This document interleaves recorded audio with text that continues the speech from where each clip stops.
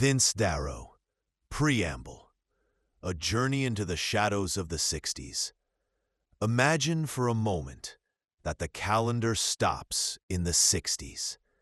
There are no social networks or screens illuminating your nights with a blue glow. Instead, the world moves to the rhythm of vacuum tube radios and black and white televisions that flicker like tired eyes in living rooms. It's an era where men wear fitted suits and women sport hairdos as tall as towers of Babel, and cigarette smoke hangs in the air like a permanent veil over conversations. Politically, the planet is a giant chessboard with two dominant players: the United States, with its dream of capitalist freedom, and the Soviet Union, a communist colossus spreading like a cold shadow over Eastern Europe. But don't forget that other piece on the board, lurking in the Far East, China, where the revolution of 1949 had crowned Mao Zedong as the supreme architect of a new order. A man who molded millions of souls with his vision of eternal communism. In 1961, while the Great Leap Forward devoured the country in a frenzy of collectivization, improvised factories in remote villages, fields emptying in the name of progress, ordinary people felt the weight of those decisions in their empty stomachs, and in the nights where hunger whispered doubts, they dared not speak. Mao, with his face omnipresent on sun-faded posters, represented for the Western world another crack in reality, a regime expanding like a red tide over Asia, an unstable ally with the Soviets, but forging its own path, where collective ideals clashed with human realities, leaving echoes of forced loyalty and collective dreams that vanished into the dust of rural communes. The Cold War isn't just a name. It's a constant pulse in people's hearts, a subtle fear that seeps into nighttime dreams, where nuclear missiles lurk in hidden silos, spies move like ghosts through Berlin's streets, and in some distant corner of Beijing, the masses recite slogans promising a paradise that hasn't yet arrived.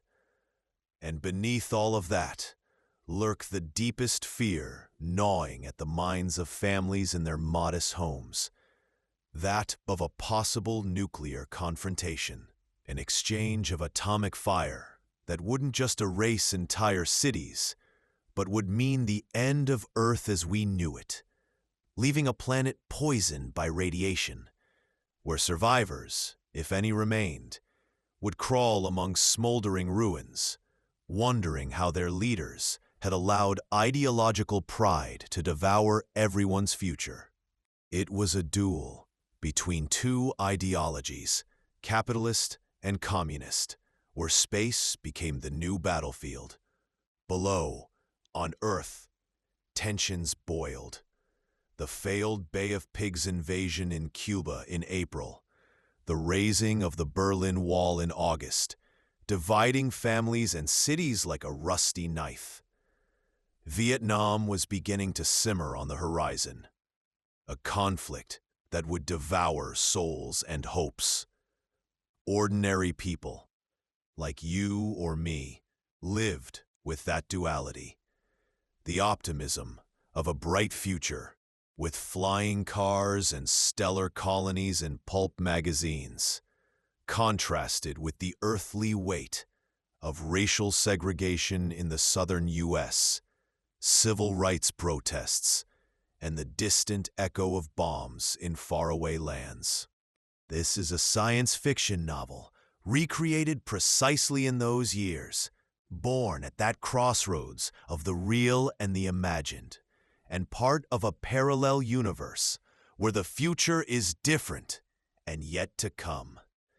In this supposed future, humanity has already taken that bold leap into space. Ships traverse the cosmic void. Explorers face the unknown not as a distant dream, but as a palpable reality.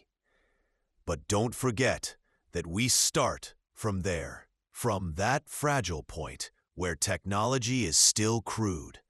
Roaring rocket engines, room-sized computers, without microchips or GPS satellites guiding every step.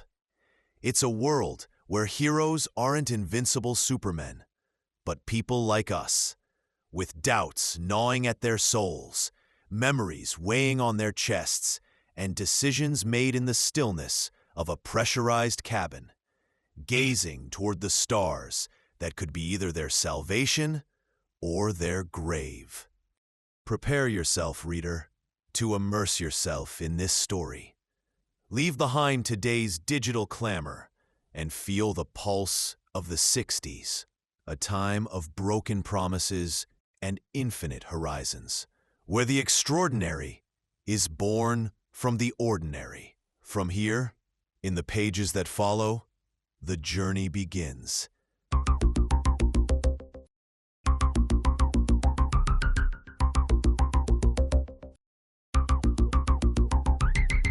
Lances of fire tear through the Nevada desert night. The roar is so deep, it vibrates the bones in your chest. The STAR Comet rises on a column of white and orange flames, slow at first, as if hesitant to leave Earth, then with a fury that launches it towards the stars like a bullet fired by the hand of an angry god. On board, 4 men. The commander, Major Vince Darrow, United States Space Force. Captain Max Pike, the ship's second pilot. Captain Chuck Gates, propulsion and communications engineer. And finally, Dr. Tony Santini, mission doctor and scientist. The men who will take humanity to the moon or die trying. The plan is simple: lunar landing, flag, rock samples, triumphant return.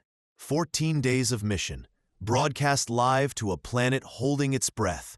But as the STAR Comet approaches the lunar terminator, something fails.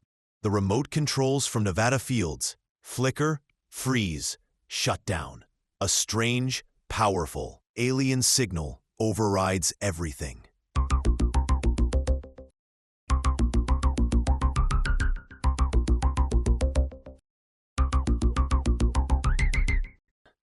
Chapter 1.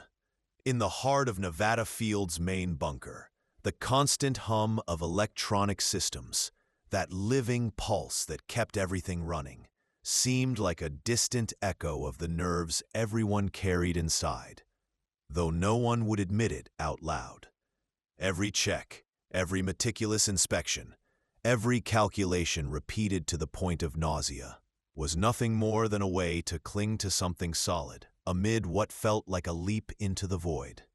The engineers, their faces illuminated by flickering screens, reviewed the circuits of the astro-electronic calculating brain, that beast of metal and wires, whose sole reason for existence was to adjust course if things went sideways up there. In the darkness, Automaton B, that crude machine dedicated to launch, stage separation, and telemetry, passed its tests, like an old clock that keeps marking time without complaint. And Brain E, the coordinator that handled radar echoes and long-range infrared cameras, responded with its usual precision, its calculations matching down to the 10th decimal what the templates had predicted. The 3 main automatons, what people simply called launch and telemetry electronics, were declared ready by the chief engineer, a guy who'd been at this for years, and who, deep down, wondered if he'd ever stop feeling that knot in his stomach before a launch. Everything was done with that routine sharp as a knife, the same one that had been repeated in thousands of previous launches. But there was a nuance, a slight tremor in the air, that only a trained eye could catch. This time, it wasn't just any rocket. It wasn't just metal and fuel. It was something that could change everything, or break it forever. The guards armed to the teeth at the north entrance saluted half-heartedly, as if they knew that in moments like this, formalities were beside the point. General Marcus Cobb, in command of Nevada Spaceport and head of Space Research Command, wasted no time on such nonsense. He cared more about knowing his men were alert, eyes open and minds focused, because a mistake down here could mean the end up there. At 018, just as they'd planned down to the second, Cobb entered the main control room. Behind him came Colonel Alan Bryce, his chief of staff, a man who always seemed to be balancing the world on his shoulders, and Professor Dr. Calvin Shaw, the project's scientific director, who had also headed the California Space Flight Academy since 1958. Shaw was one of those types who lived in their equations. But at that moment, he felt a tingle at the back of his neck, as if the weight of what they were about to do reminded him of his own youthful doubts, when he dreamed of the stars but feared he wasn't up to the task. Activity in the main control center didn't stop for their arrival. It continued its course, a swarm of low voices and pressed keys. Cobb was the center of it all, always had been, with his square build and that iron will that made him famous and feared among his subordinates, and notorious in the halls of Washington. He approached the large control screen. He rested his hands on the back of a swivel chair and stayed there, still, absorbing everything. Shaw, nervous, brought his rimless glasses to his mouth, a tic that always emerged when things got intense. In his mind, thoughts bubbled about what remained to be done. Not this last-minute inspection that seemed more like a ritual than a necessity. He looked at Bryce with a plea in his eyes, as if asking him to intervene. Bryce shrugged, subtle, as always. Wait, that's what the moment called for. Cobb had questions circling his head, though he knew more than most of the scientists there. It was his way, to brood in silence, remembering the old days at the military academy, when a mistake in an exercise could cost you your post, but nothing compared to this. Beautiful, impressive, and powerful, Cobb murmured in that measured voice he used when he wanted to sound casual, but his eyes remained fixed on the screen. Something in me keeps wondering if we're not pushing too hard. The Space Authority experts keep saying it's madness to launch from down here. It's not just about overcoming air resistance. There's also that extra velocity that would come free from the space station. Exactly 7.98 kilometers per second, or 25,400 kilometers per hour. The orbital velocity of the manned space station, sir, Shaw interjected hurriedly, adjusting his glasses. It's not decisive in our case. I insist on the enormous difficulties of assembling parts in a vacuum, without gravity. We've had bad experiences. It's much simpler to build a ship in terrestrial shipyards than 1,730 kilometers above the surface. The savings per unit exceed $350 million. That's what impressed Washington, Cobb scoffed, with a touch of sarcasm that didn't hide his respect for the man. All right, I won't bother you anymore. Let's hope the brilliant test results justify today's effort. Professor, aboard that ship are my 4 best men. If something goes wrong, you'll hear about it. Shaw paled under that cold stare, feeling an echo of his own insecurities. Memories of sleepless nights calculating trajectories that could fail because of one misplaced decimal. Bryce, The astute tactician who always navigated between the demands of science and military pressures, intervened with his particular skill for diffusing tension. "Sir, if I may, the press conference. The elite journalists must be biting their nails. I haven't given any details yet." "Does it have to be absolutely necessary, Bryce?" Cobb grumbled, rubbing his chin as if remembering past battles in boardrooms. "I have other things on my mind right now."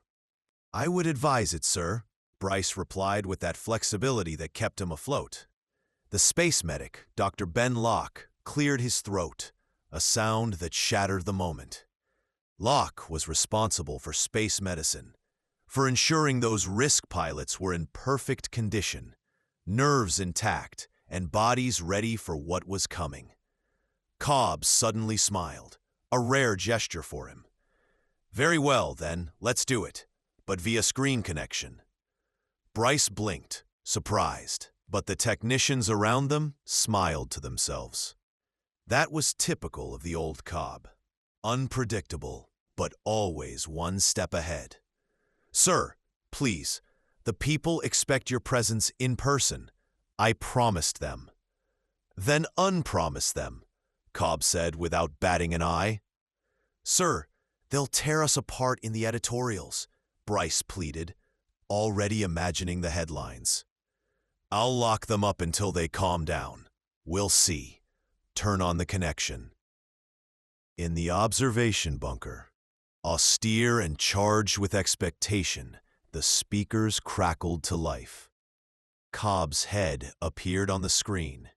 With his kindest smile, he wished them a very good day, remembering that it was past midnight local time. Then he turned serious, ignoring the journalists' long faces.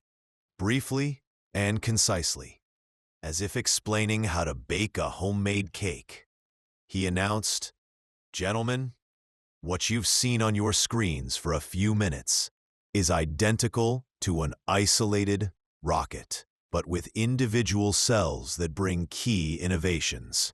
The launch will be in about 3 hours. Final preparations are underway.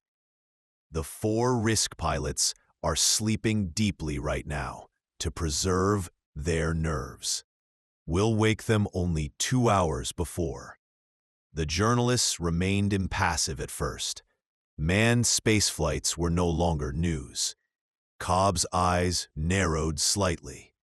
He enjoyed having that card up his sleeve, and he played it all at once, knowing it would change the pace of everything. In the observation bunker, the air was thick with the smell of cold coffee and half-extinguished cigarettes, the kind of smell that clings to clothes and reminds you that no one has slept well in days. The journalists, crammed into their seats as if awaiting a trial verdict, stared at the screen with that mixture of hunger and skepticism that Cobb knew so well. He, from the control room, felt a slight tingle on the back of his neck. Not fear, not exactly, but the weight of knowing that what he was about to say could change how they saw the world, or at least how they saw it that morning. "The Space Research Command, after everything we've learned the hard way," Cobb said, with that deep voice that seemed to rumble from his chest like distant thunder, "has decided to set aside assembling the ship in orbit. The difficulties, the failures of the past, we all know them. They are etched in the memory of those of us who have been here from the beginning. So the first rocket to land on the moon will launch directly from this patch of desert. The ship is called STAR Comet." He paused, letting the name hang in the air, knowing that some of the older ones would remember nights spent debating names in smoke-filled rooms, while outside the desert wind howled like a lost dog. The commander of this first expedition to the lunar surface is Major Vince Darrow, risk pilot of the Space Force, 26 years old, astronaut and purebred nuclear physicist. His secondary field is atomic radiobiology. Darrow, well, he should be well known enough. He's the man who was the first from our Space Force to orbit the moon. The one who came back with that look in his eyes that tells you he's seen something the rest of us only dream of on the darkest nights. Cobb fell silent again, and from the other end of the connection came the outburst. Overlapping voices, chairs screeching, someone shouting affirmative, as if they had just won a bet they'd been waiting for years. The general felt a deep satisfaction, the kind not admitted out loud, seeing how his words had ignited that spark. "Thank you very much," he coughed, with a touch of irony that didn't hide his amusement. "You were a bit loud down there." "No, please, no questions now. My information officer will handle that after the launch. I'm only giving you the essentials, because my time is worth gold and yours, well, you'll see." The STAR Comet launches with a hand-picked team of 4 men. Besides Major Darrow, there are Captain Max Pike, Captain Chuck Gates, and Lieutenant Dr. Tony Santini. It's a military scientific team you don't find twice in a lifetime. Each of these risk pilots has diplomas from at least 2 complete university degrees in their pockets. They are complementary, like pieces of a puzzle that fit perfectly. They should all sound familiar. They are the best specialists from the Western world, coordinated down to how they breathe together. Space is already their second home. Photos and data will come from the information officer. Cobb glanced at his watch, feeling the tick-tock as a reminder that time waits for no one, not even a general with his reputation. Flashes of endless meetings in Washington passed through his mind. Nights when he had defended these men in front of bureaucrats who only saw numbers. "Please, gentlemen, your questions are useless now." He cut off the growing noise with that abruptness of his that made people fall silent instantly. "I'm giving you clear facts, period. The STAR Comet is equipped for 4 weeks of flight and lunar landing. The research program is mapped out to the millimeter. After the successful landings with automatic probes, today we're playing for real. God willing, there are no hitches. You know as well as I do that launching from the ground burns a hellish amount of energy, especially since the final stage has to land on the moon on its own and take off again from there. With conventional engines, it wouldn't have been possible. Not with a 3-stage ship of relatively compact size. Technical data, someone shouted from the back. With that excitement, Cobb recognized the scent of fresh blood in a story. The general shrugged, as if shedding a weight he'd been carrying for months. Total length of the ship, 91.6 meters. First stage, 36.5. Second, 24.7. And the third, the actual lunar ship, 30.4 meters. Weight at launch, fully fueled and with payload, 6,850 tons. Payload of the lunar ship, 64.2 tons. And yes, it seems barely larger than the usual supply ships. He paused, enjoying the expectant silence, remembering the heated arguments with the engineers. The night's Shaw had defended every decimal as if it were his firstborn. The reason is simple. Only the first stage still uses liquid chemical propellants. Stages 2 and 3 debut chemionuclear atomic jet propellants. That was the second bomb, dropped without fanfare, like someone commenting on the weather. Impassive, Cobb continued, feeling inside that mix of pride and weariness that comes with having pushed something so big against all odds. The first stage uses our best chemical mix, N-tripylborazane, based on borohydride. The oxidizer is conventional nitric acid, mixture ratio 1 to 4.9, self-destructive reaction. Thrust reaches 180% compared to the old hydrazine, under the same conditions. Cuts off combustion at 1,016 kilometers per hour, altitude 68 kilometers. Then it falls. The second stage starts with a new chemionuclear engine, reactor temperature at 3,920 degrees Celsius. Thanks to our multi-compressed alloys, the plutonium microreactors fit perfectly. They release pure thermal energy to the working medium through exchange chambers. We use almost pure liquid parahydrogen as propellant. Once the evaporation problems were solved, and believe me, hydrogen boils at negative 252.78 degrees Celsius.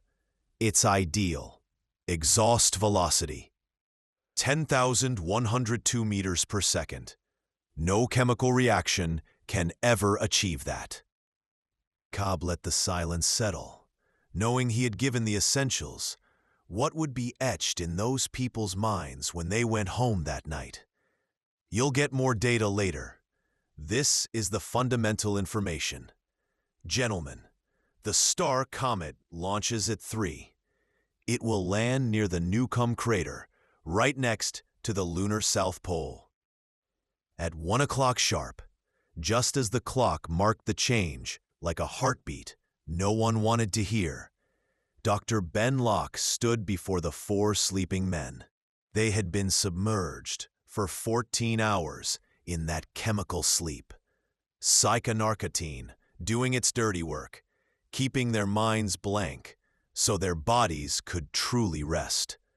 Locke stood there a second longer than necessary, with that unspoken pity that tightens your chest, watching as the antidote began to undo the knot. Thoughts returned, the mind lit up again, and with that came crashing down upon them everything they had tried to keep away. The weight of what was coming, the roar that awaited them, the certainty that once it started, there would be no turning back.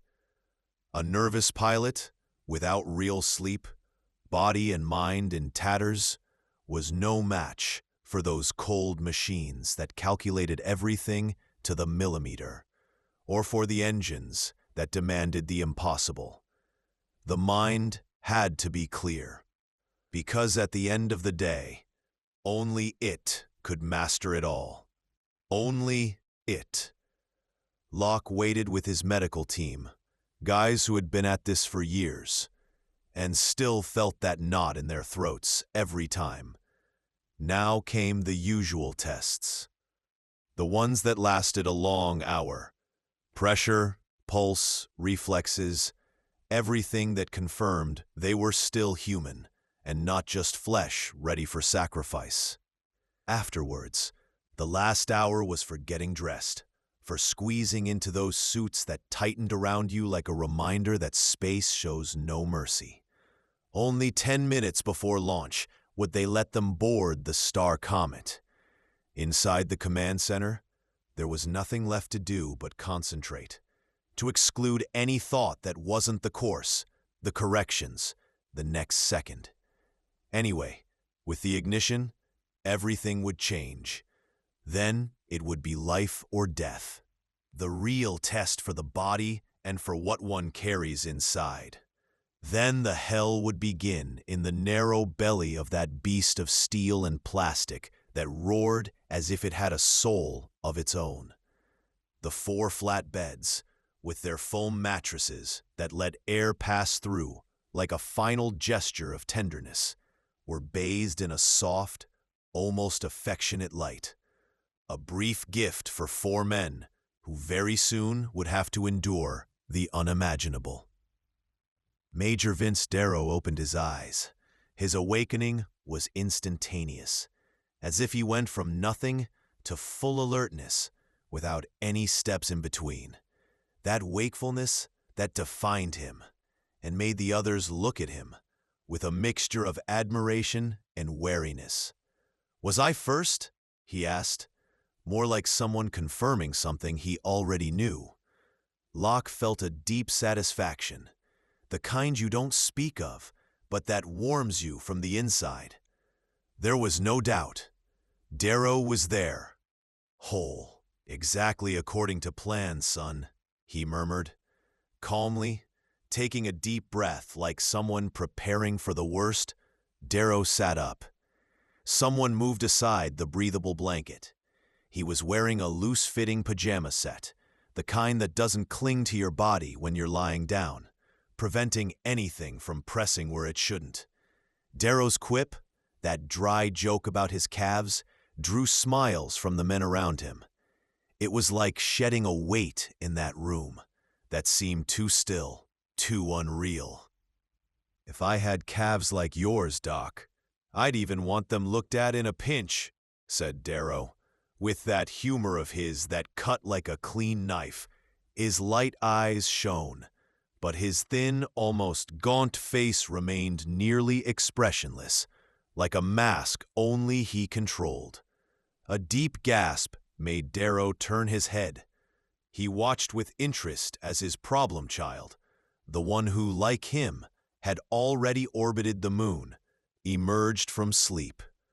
For Darrow, it remained almost absurd to imagine that giant with a broad jaw, baby-smooth skin, and hands like someone who's washed dishes all his life, squeezed into a capsule as narrow as a coffin. Captain Chuck Gates, specialist in astronomy and mathematics, with physics as a second field, awoke with a snort that seemed to come from his soul. "Has my son arrived yet?" were his first words, in that deep voice that filled the space. The launch seemed to matter less to him than that. "How is it, Doc? Did they take care of my wife?" Locke sighed, holding back what he really wanted to say. "Listen, son, if you see your wife as an unstable equation, that's not my fault. She still has 3 good months to go. If you ask me again before—" "It could have been already, right?"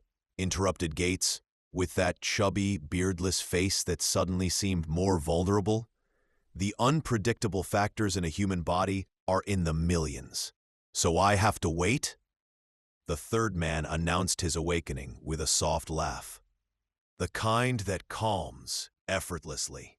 Lieutenant Dr. Tony Santini, physician and geologist, was the most discreet of the group, the calmest, probably the one with the most self-control. He greeted without words, but his eyes were already on the clock. Santini followed that unwritten law of risk pilots to the letter. Don't talk about the launch unless it's strictly necessary. Sleep. Recover body and mind. Don't ruin the effect by thinking about the serious stuff too soon. It was simple. It worked. "Everything all right, Tony?" asked Darrow. "From what I see, that beard of yours wasn't even fazed by the drug." "Italian heritage," Santini nodded, with a touch of resignation. "What's with Pike? He sleeps as if nothing's wrong." Gates shifted on his cot. His huge hand fell with precision on the shoulder of the smallest one, that stocky man with a tendency to put on weight, who seemed like an indestructible rubber ball. His fat was a deception, a trap for those who didn't know him. Pike had withstood the 18 Gs in the centrifuge better than the nervous Santini. "Buzzing," he mumbled from the pillow. A wide, freckled face emerged from the pillowcase. Pale blue, almost colorless eyes blinked at Gates. "I've been awake for an hour," Pike said, as if it were nothing. "For a guy like me, the narcosis was too weak, obviously." "Obviously," Darrow nodded, serious.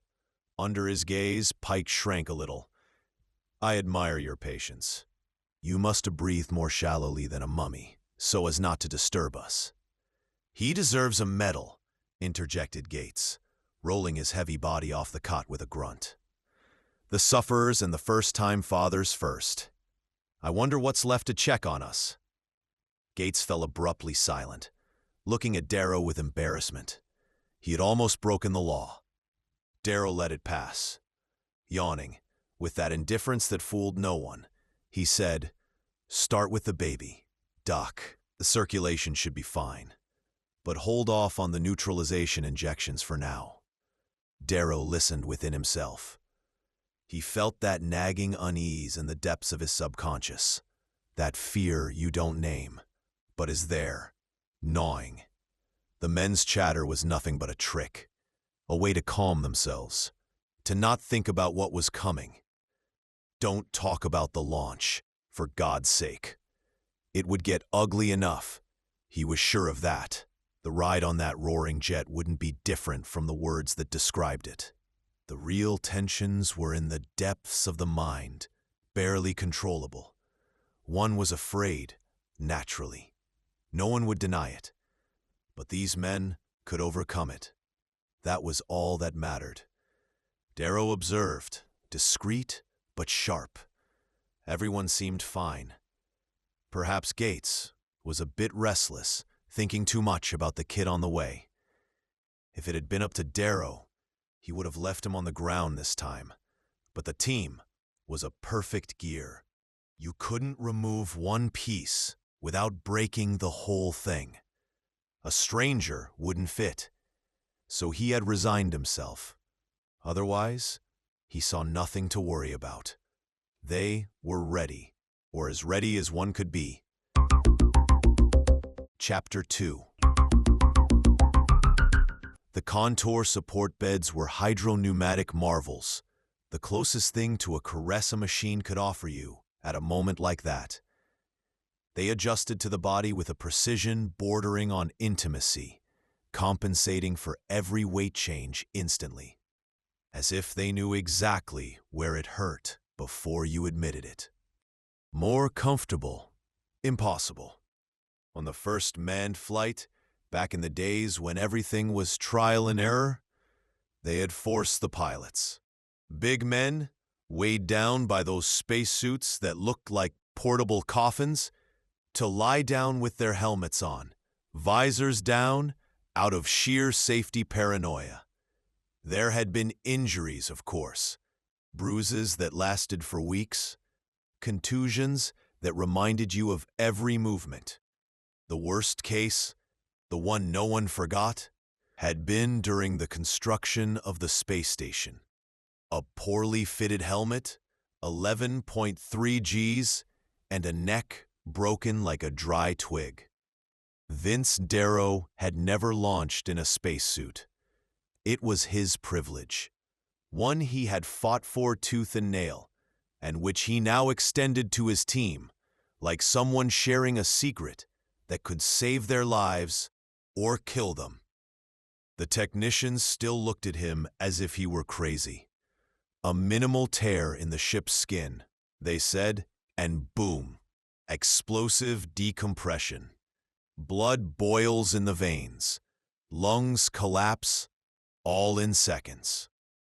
But Darrow had flown enough times, had felt the vacuum brushing his skin through the cockpit, and he knew his ships didn't fail.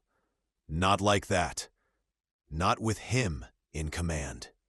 So the four lay in their light blue uniforms, snug but lightweight, on those supports that seemed to embrace them. The spacesuits hung within reach, ready but not needed. Darrow had spared his men that slow agony, the pressure marks, the bruises that remind you you're alive, but about to break. The final checks had ended. Below, over 85 meters down, the last technicians withdrew like shadows, checking the first stage fins one more time. Max Pike, the engineer who lived for the atomic thrusters and electronics as a second love, had taken longer than anyone with his instruments. Darrow, with his usual calm, had finished earlier with the automatic launch and remote guidance system. It was his way, efficient, no frittles, like someone who knows time is a luxury you don't give away. The hands of the special clock jumped. 3 o'clock and 1 minute. The launch would be at 3 and 2 minutes. Not a second more, not one less. Darrow turned his head, a slow movement, because the foam support had already gripped him, adjusting like an invisible hand, and looked at the others. Everyone okay back there? Gates and Santini were behind the main supports, with nothing to do for the moment but wait. The cabin was a narrow nest, full of cables like veins, flexible pipes, and instrument boxes fitted with surgical precision, all made to measure, like a suit that fits you perfectly but squeezes your soul. Below the central area, a tiny lounge with a toy kitchen and a bathroom that was little more than a functional hole. There was no space for more. 4 men at the sharp tip of a rocket. That was all they were granted. Below, the payload storage stowed with a precision that was painful to look at. And further down, well, further down was what no man wanted to step on if he could avoid it. Insulated tanks with liquid hydrogen, pumps, extra generator, then the thick wall of protective steel, the end of the zone where you could breathe easy. Behind it, the plutonium reactor roaring in silence, the transformer, and finally, that monstrous expansion chamber, with its pipes, coils, and cooling, where the vaporized hydrogen was forced to expand and push. The STAR Comet had 1 main nozzle and 4 small, steerable ones. Total thrust, 1,120 tons. Exhaust velocity, 10,102 meters per second. The answer to Darrow's question was a tense smile, the kind that doesn't reach the eyes. Everyone heard the grating voice of the counter beginning the final minute. They had joked about it before, about that monotonous recitation that seemed eternal. They had heard it dozens of times in tests, and it had never bothered them too much. Now, it did. Now the idea of those atomic thrusters felt like a weight on the chest, a nightmare becoming real. 18, 17, 16, 15. Darrow brought the microphone to his lips, his eyes fixed on the indicators, those rotating panels hanging right above, as if watching him. Final message from STAR Comet to Central, he said, and his voice came out firm, echoing in all the speakers, right to the press bunker where people held their breath. All fine here. Signing off until first stage cutoff. Over. 3, 2, 1, 0. Ignition. Then the world fell apart, or so it seemed. A roar born in the beast's guts and rising like a wave, crushing them against the supports as the STAR Comet ascended, leaving Earth behind with a fury no man would ever forget. It was as always, though this time no one dared say it out loud.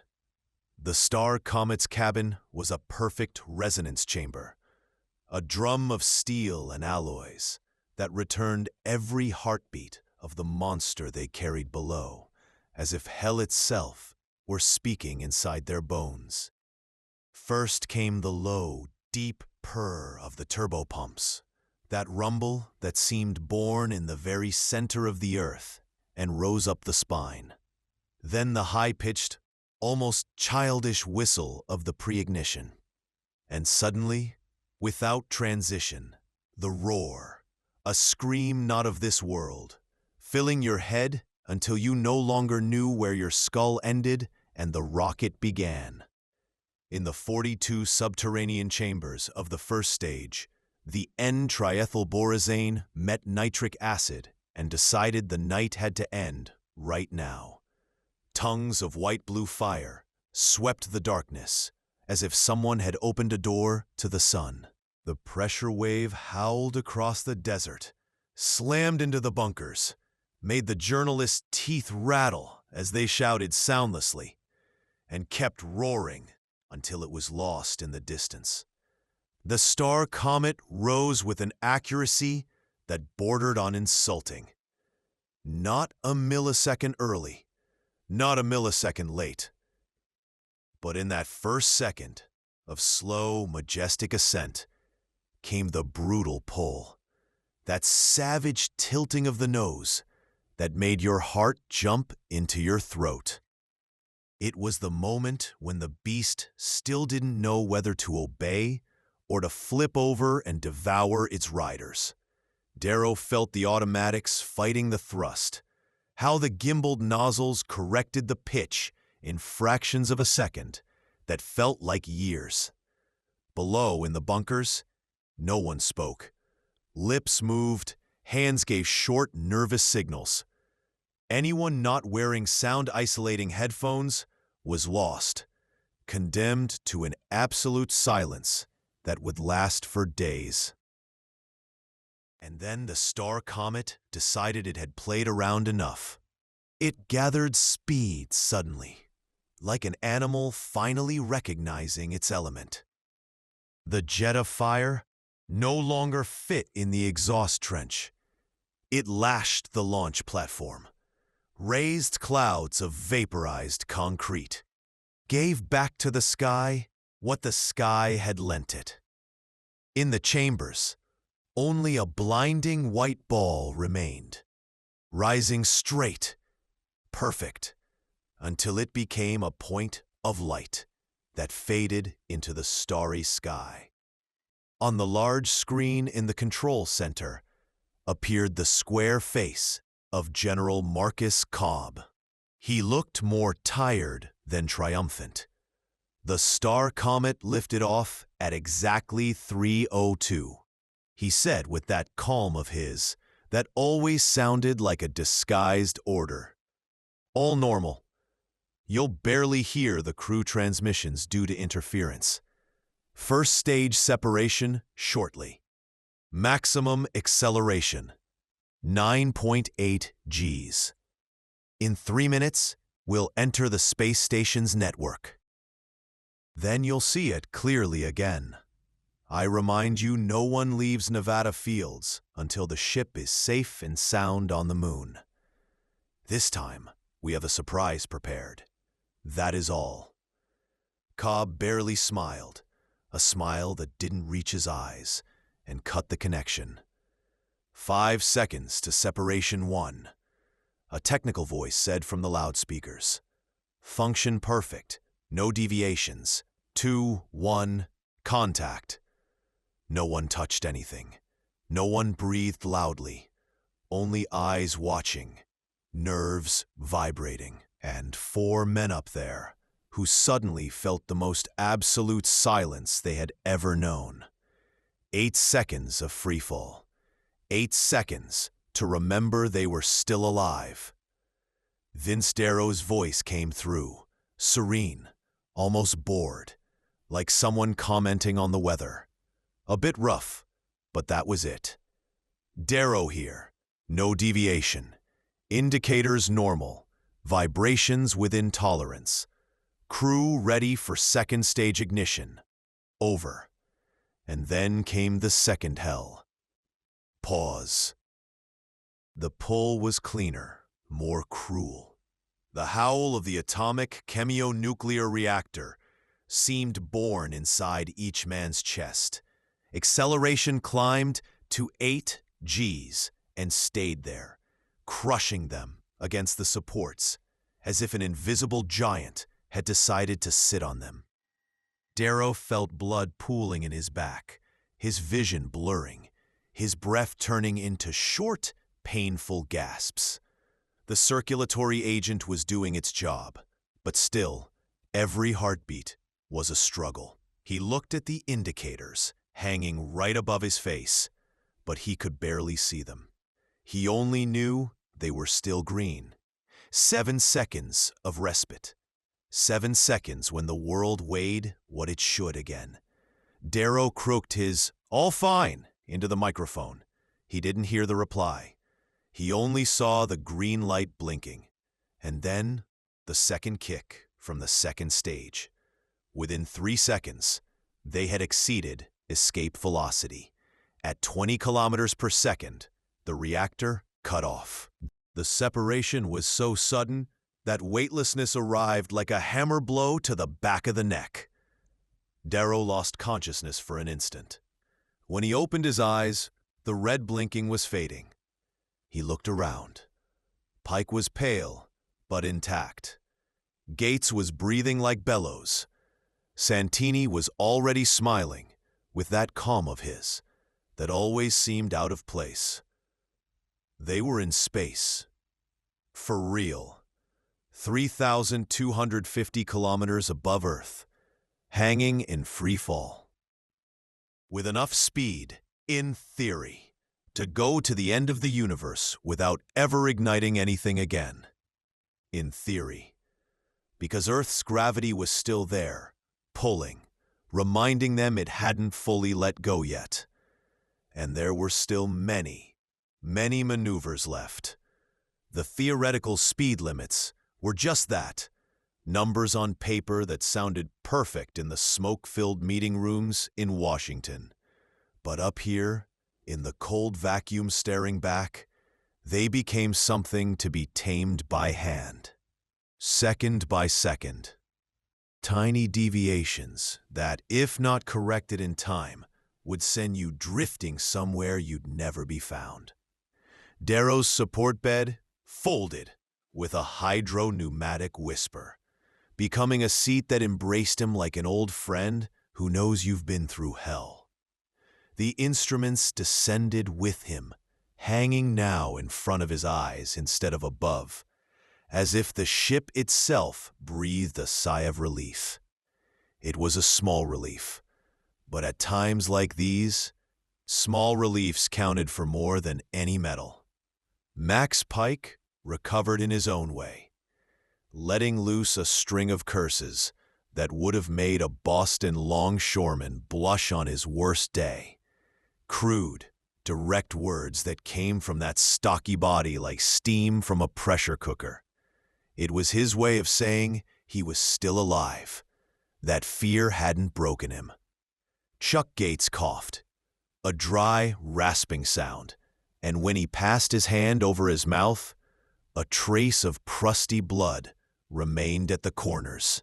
"Rough ride," said Darrow, with that gravelly voice that came out as if he'd swallowed sand. "Rougher than they sold us. We hit 15.4 Gs in the final seconds. We cut through the radiation belts like a hot knife through butter." "Gates, what's wrong, man?" Gates was pale. That healthy ruddiness he always wore like a flag had vanished, leaving only the unchanged sheen of his straw-blonde hair. He twisted his mouth into a grimace of pure frustration with himself.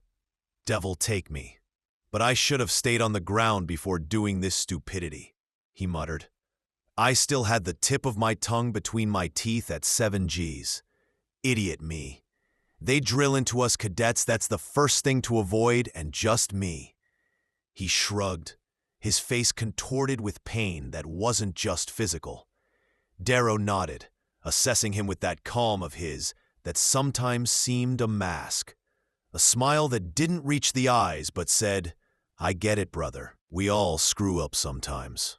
Pike's magnetic soles clanked dully against the metal floor.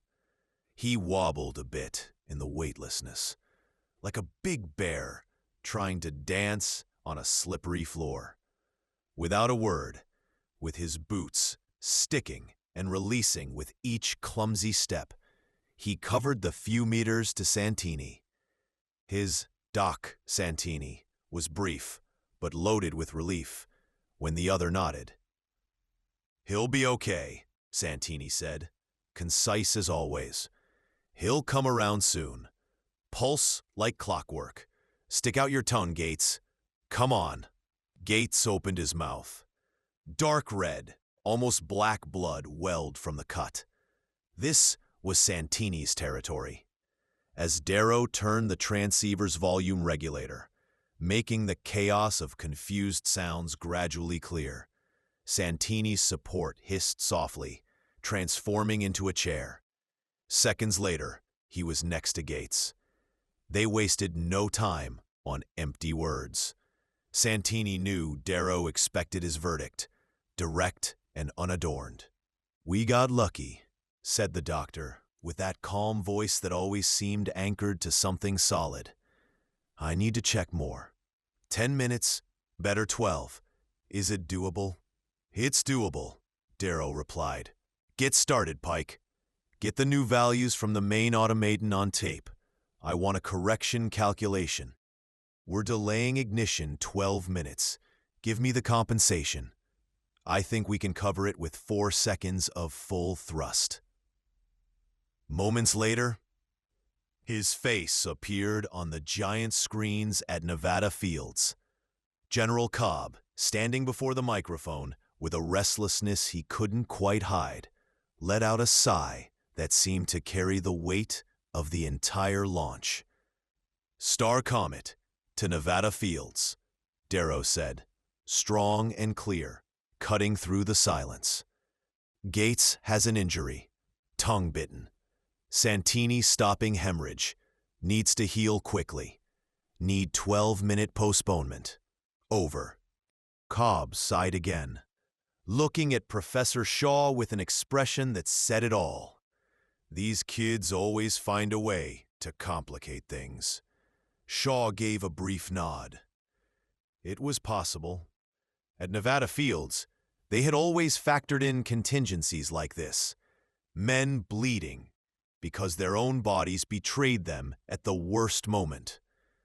A large computer started working, spitting out numbers as if it were nothing. Seconds later, the correction values were flying towards them via directional antenna. Pike saw the diagram light up. The onboard automatics acknowledged receipt.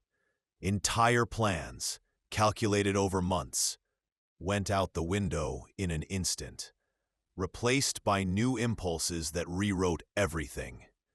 The data went straight into the onboard computer's memory. Darrow transmitted the routine stuff: radiation, magnetic field, temperatures, cabin pressure, health status. Things that sounded clinical on the ground.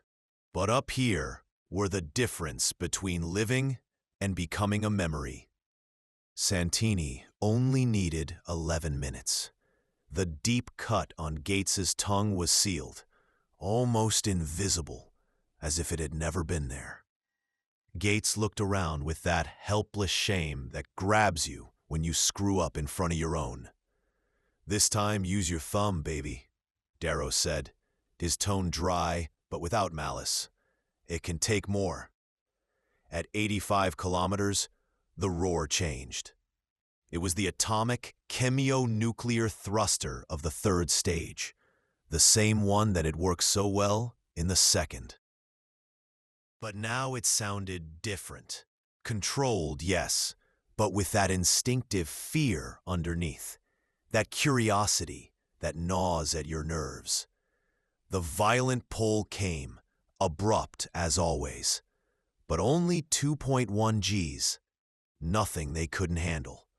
On a jet of burning hydrogen, blue and blinding white, the STAR Comet hurled itself into the deep void. That's where the real problems of manned flights began. Not the launch, which was now history, but this. The silence between roars, the vacuum staring back. Darrow listened to the constant roar of the thruster in the void. Right behind the tail hung that gas flame that seemed alive. Liquid hydrogen expanding furiously in the atomically heated chamber. The reactor's cooling system would last a good year. But the uranium hydride, that was limited. If the tests on the moon went wrong, if there was nothing to excavate, the world's most powerful reactor would fall silent. As he rested on the support, breathing heavily and transmitting short messages to the awaiting space station, Darrow thought fleetingly of that engine. Marvelous, yes, but still so primitive. Like everything they did, like themselves. The theoretical speed limits were just that. Lines drawn on paper by men who had never felt how the vacuum sucks your soul out through your pores. Up here, those lines twisted, stretched, demanded corrections no one had fully anticipated. Because reality always found a way to remind you that you were an intruder. Darrow's support bed folded with a soft, almost tender whisper, becoming a seat that welcomed him as if it knew how tired he was of fighting gravity. The instruments descended with him, hanging now in front of his eyes instead of pressing down from above. It was a small relief, the kind that makes you close your eyes for a second and give silent thanks for still being whole. Max Pike released the tension in his own way, a string of curses from the very depths, raw and direct words that would have made any listener, even one from another world, raise an eyebrow. It was his escape valve, his way of telling the universe it hadn't broken him yet. Chuck Gates coughed, a dry sound that scraped like sandpaper. And when he wiped his mouth, a trace of dried, dark blood remained at the corners, against his pale skin. "That was rough," said Darrow, with that harshness in his voice that came when the body still remembered the crushing. "Rougher than they sold us. We hit 15.4 Gs in the final seconds. We sliced through the radiation belts like nothing, but we paid the price. Gates, what's wrong, man?" Gates was white as a sheet. That healthy color he always wore like a shield had evaporated, leaving only the straw-blonde sheen of his hair as a reminder of who he was before this. He twisted his mouth into a grimace of pure disgust with himself. "Devil take me, but I should have stayed on the ground before committing this idiocy," he grumbled. "I still had my tongue between my teeth at 7 Gs. Stupid me. They drill it into us cadets from day one. You never do that. And just me." He ended with a shrug, his face contorted by a pain that was more wounded pride than broken flesh. Darrow nodded, assessing him with that calm of his, a smile that seemed carved in stone, but said, "I get it. We all stumble sometimes." Pike's magnetic soles hit the floor with a heavy clank. He staggered in the weightlessness, like a big man trying to walk on ice, his boots sticking and releasing with each clumsy step. Without a word, he covered the few meters to Santini. His "Doc Santini" was short, but the relief in Pike's voice when the other nodded was palpable. "He'll be okay," Santini said, direct as always. "He'll come around soon. Pulse perfect. Stick out your tongue. Gates, come on." Gates opened his mouth. Dark red, almost black blood welled from the cut. This was Santini's territory. As Darrow turned the transceiver's regulator and the chaos of sounds gradually cleared, Santini's support hissed softly, transforming into a chair. Seconds later, he was next to Gates. They wasted no extra words. Santini knew Darrow expected his verdict, clean and without detours. "We got lucky," said the doctor, with that tranquility that seemed to come from a place where fear couldn't reach. "I need to check more. 10 minutes. Better 12. Is there time?" "There's time," Darrow replied. "Get started, Pike. Take the new values from the automaton on tape. I want a course correction. We're delaying ignition 12 minutes. Give me the compensation. I think we can cover it with 4 seconds of total thrust." Seconds later, his face filled the giant screens at Nevada Fields. General Cobb, standing by the microphone, with a restlessness he couldn't quite hide, let out the breath he'd been holding. "STAR Comet to Nevada Fields," Darrow said, strong and clear. "Gates injured. Tongue bitten. Santini controlling hemorrhage. Needs to heal immediately. Need 12-minute postponement. Over." Cobb sighed, looking at Professor Shaw with an expression that said it all. "These kids always find a way to remind us they're human." Shaw gave a brief nod. It was possible. At Nevada Fields, they had always factored in the body betraying them at the worst moment. The large computer went to work. Seconds later, the corrected values were flying towards them via directional beam. Pike saw the diagram light up. The onboard automatics confirmed receipt. Entire plans, months of calculations, went to hell in an instant, replaced by new numbers rewriting destiny. The data went straight into the onboard memory. Darrow transmitted the routine stuff: radiation, magnetic field, temperatures, pressure, health.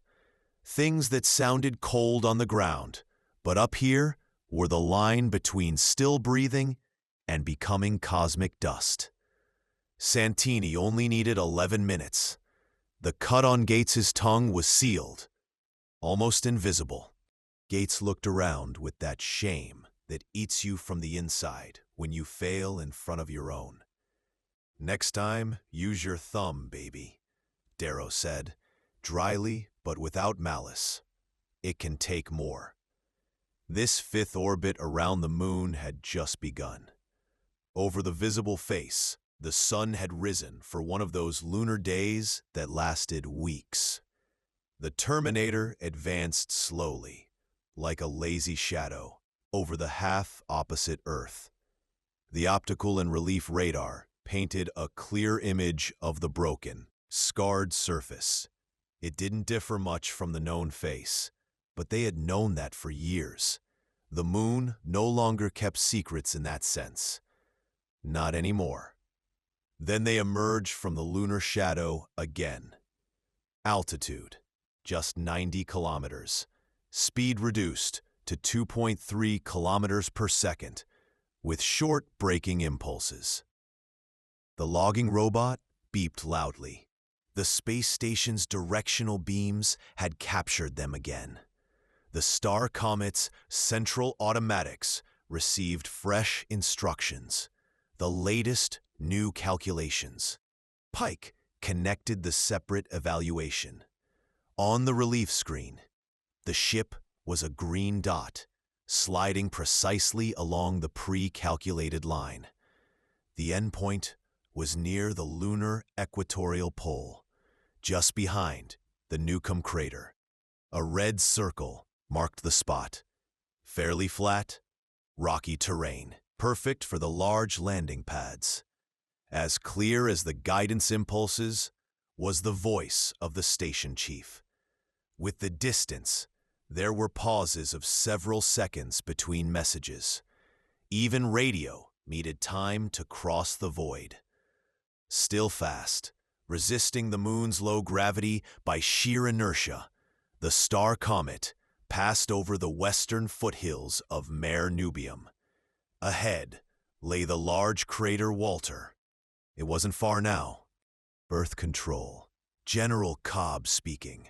His voice came through with some interference. You will reach deviation point in 72 seconds. Impulse emission adjusted for radio delay. We are disconnecting to avoid interference. We have you clear on radar. Good reception. Primary remote control automatics activated. We'll set you down gently. Deploy landing legs. Request confirmation. I will not respond further until after landing. Good luck, and hang tight. Over. Darrow switched circuits. The 4 telescopic legs of the STAR Comet opened, pointing at a 45-degree angle away from the hull. Hydraulics pushed the long, braced tubes further and further out. At the ends, the 4 square-meter platforms unfolded like metallic flowers. Shortly after, they reached the contact point. The STAR Comet remained precisely on the flight line. Minor deviations corrected to the millimeter. "Ready? Contact now," shouted Pike, his voice tense. They heard the heavy breathing of the others. This was the moment. Everything depended on this. Suddenly, without warning, the logs cut off. The impulse had arrived, precise to the millisecond. The engine roared. Short but brutal braking thrust. 5 Gs that made the reddish color of the hull seem to bleed. When it ended, and the calculated pause arrived, the men gasped as if they'd just surfaced from water. The next impulse would bring the 60-degree deviation, then the perfect vertical alignment of the nozzles towards the ground.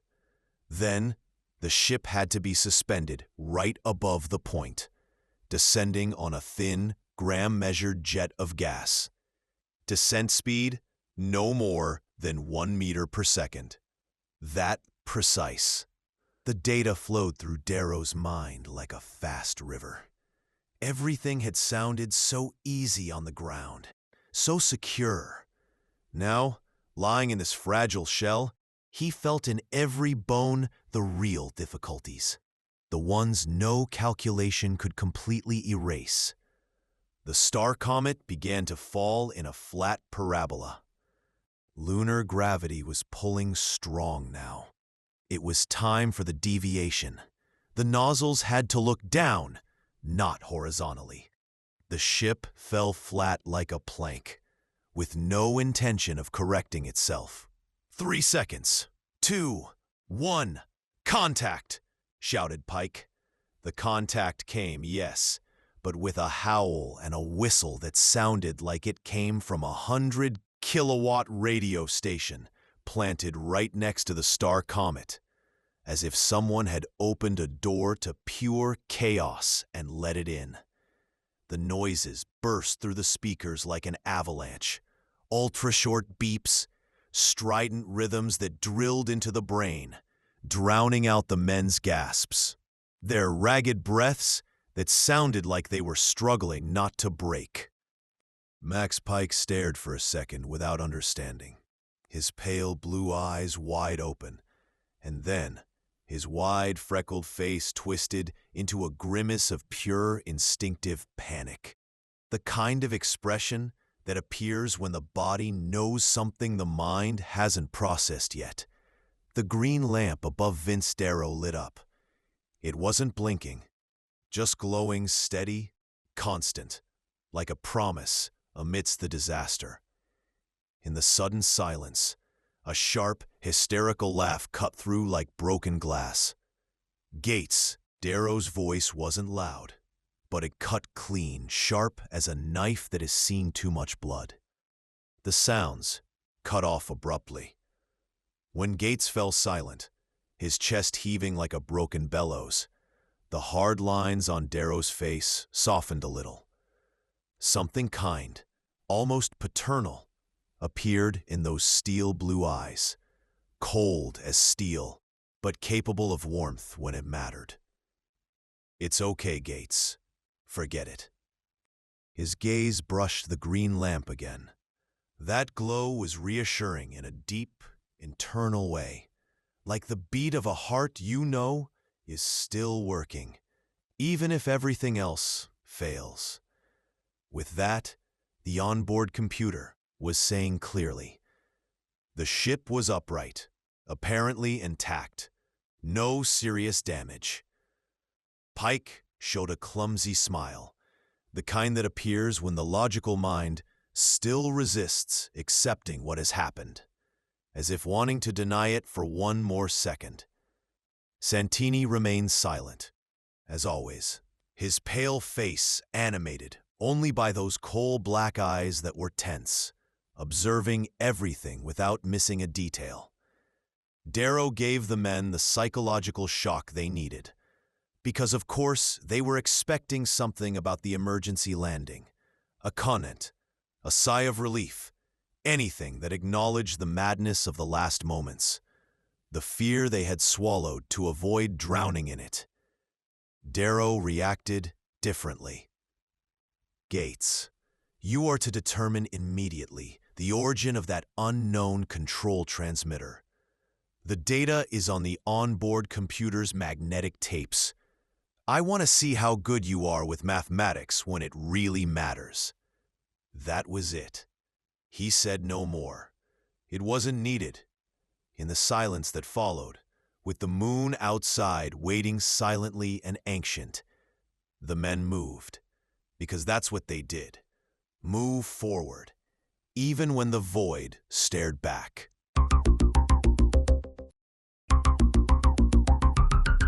The small, lively man, with a face that seemed not to have fully aged beneath an imposing baldness, that gave him an almost monastic air, was named Jeff Patterson. On the outside, you recognized him instantly by that sparse crown of golden blonde hair, interrupted by silver streaks at the temples, as if time had decided to mark him only there, on the edges, leaving the center intact. Patterson was one of those men who, in private life, felt a quiet joy in moving earthworms or bugs off the garden path, just so they wouldn't be stepped on. A simple, human gesture that said a lot about how he saw the world. Fragile, deserving of pity, even in the smallest things. But at work, or rather in the service, Patterson was something else. He was the man in the shadows, the one who pulled strings without anyone seeing the hands. The almost omnipotent chief of international defense. That intelligence organization NATO had created under the official name of the International Intelligence Agency. He answered only to the full NATO assembly and worked elbow to elbow with the national services. Those guys who lived with the phone glued to their ear and the constant fear of something slipping through their fingers. When he entered the large conference room on the 16th floor of the Space Department in Washington, accompanied by an older man who walked with the caution of someone who has seen too much, the low murmur of conversation died down as if someone had turned down the world's volume. General Marcus Cobb, chief of the Space Forces, with that square, furrowed face that seemed to bear the weight of all the bad decisions of recent years, introduced him to those present. It was a secret meeting, the kind where words weigh more than deeds. Patterson was brief, concise as always. That tanned, almost childlike face beneath the domed forehead seemed kind, extremely pleasant, the sort that invites you to trust even though you know you shouldn't. He pointed to the pile of newspapers stacked in a corner of the long table, like a dirty reminder of what was going on out there. "Gentlemen, there's no need for us to keep circling this failure," he said, in that calm voice that brooked no reply. "I know, General, that you couldn't hold the reporters at Nevada Fields forever.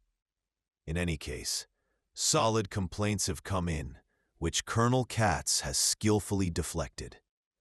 The older man beside him nodded cautiously, a gesture that said, "I've done what I could." Katz was from the Federal Criminal Police, head of the Special Internal Defense Department. One of those guys who sleeps with one eye open and the other scanning the room. More concerning are certain reports in newspapers and those television investigations, Patterson continued, thoughtful, as if recalling something that pained him personally. According to them, your STAR Comet is not only missing, but has crashed completely. They give details so precise, one wonders how much truth is in it. And what troubles me more is the source of that information. All this is just so you know. We've deployed our antennas as always. Patterson glanced at his watch, a subtle gesture that said time is pressing and we're losing. Now, the STAR Comet has been missing for over 24 hours. Let's stick to the term that still leaves room for hope. I'm interested in your opinion about those editorials in leading newspapers that categorically state an emergency call from the ship was intercepted. Signal QRRQ, which according to the Space Force code means attack, planned remote control interference, and onset of an accident. If that is true, I want details. More details. Patterson nodded kindly to the room, like a professor who has just asked a question he knows will hurt to answer, and sat down. General Cobb rose wearily, his face seeming more sunken than ever, furrowed by lines that hadn't been there a few days ago. His voice came out brittle, as if every word cost him. "You are right, sir," said Cobb, rubbing the back of his neck, as if trying to erase an old pain. QRRQ is exactly that. It's a mystery how some journalists access the code. I've put our security service to work on it. No results, for now. On the other hand, their interception of the short signal isn't that surprising. Some large stations had it tuned in the south polar region of the moon. We requested support from the major observatories. Something could have leaked there, of course, but that doesn't explain how they know the meaning of QRRQ. Nothing more can be said about that. There was a good reason why Vince Darrow had climbed that annular wall of accumulated rubble, and it wasn't just to feel the light weight of his body under lunar gravity, which made him move as if in a dream where Earth's rules no longer applied. Up there, the landscape stretched out like a forgotten desert, full of craters that looked like ancient scars. But nothing jumped out that didn't belong to that dead place. The STAR Comet and the pressurized tent, with their silvery sheen reflecting the stars like a broken mirror, were obvious intruders. But to Darrow they were now part of the scenery. They had earned their place through sweat and endless calculations. A subtle smile played on his lips, the kind that only appeared when his logical mind bumped against something deeper, more human. He wondered, with that self-restraint that defined him as a man who had learned to measure every thought like a step into the void, by what right he allowed himself to claim that those things belonged there. He concluded it was pure earthly arrogance, the kind of illusion men tell themselves to keep from going mad. What you conquer with effort, you make your own, even if the universe disagrees. The STAR Comet belonged to the landscape because they had brought it. Period. Darrow let out a soft, low laugh, the kind that escapes when you catch yourself in a philosophical folly in the middle of nowhere. Immediately, The speaker in his spherical helmet crackled, and a voice with a touch of unease he knew well sounded inside his head. "What's up?" it asked. "Hey, Vince, what's going on? Trouble?" Darrow smiled to himself, squinting as he reflected on how that voice always carried a hint of concern. As if Pike was remembering the times things had gone wrong in past training sessions. In pressurized cabins, where a mistake meant the end. "No," he replied calmly. "But answer, what's up?"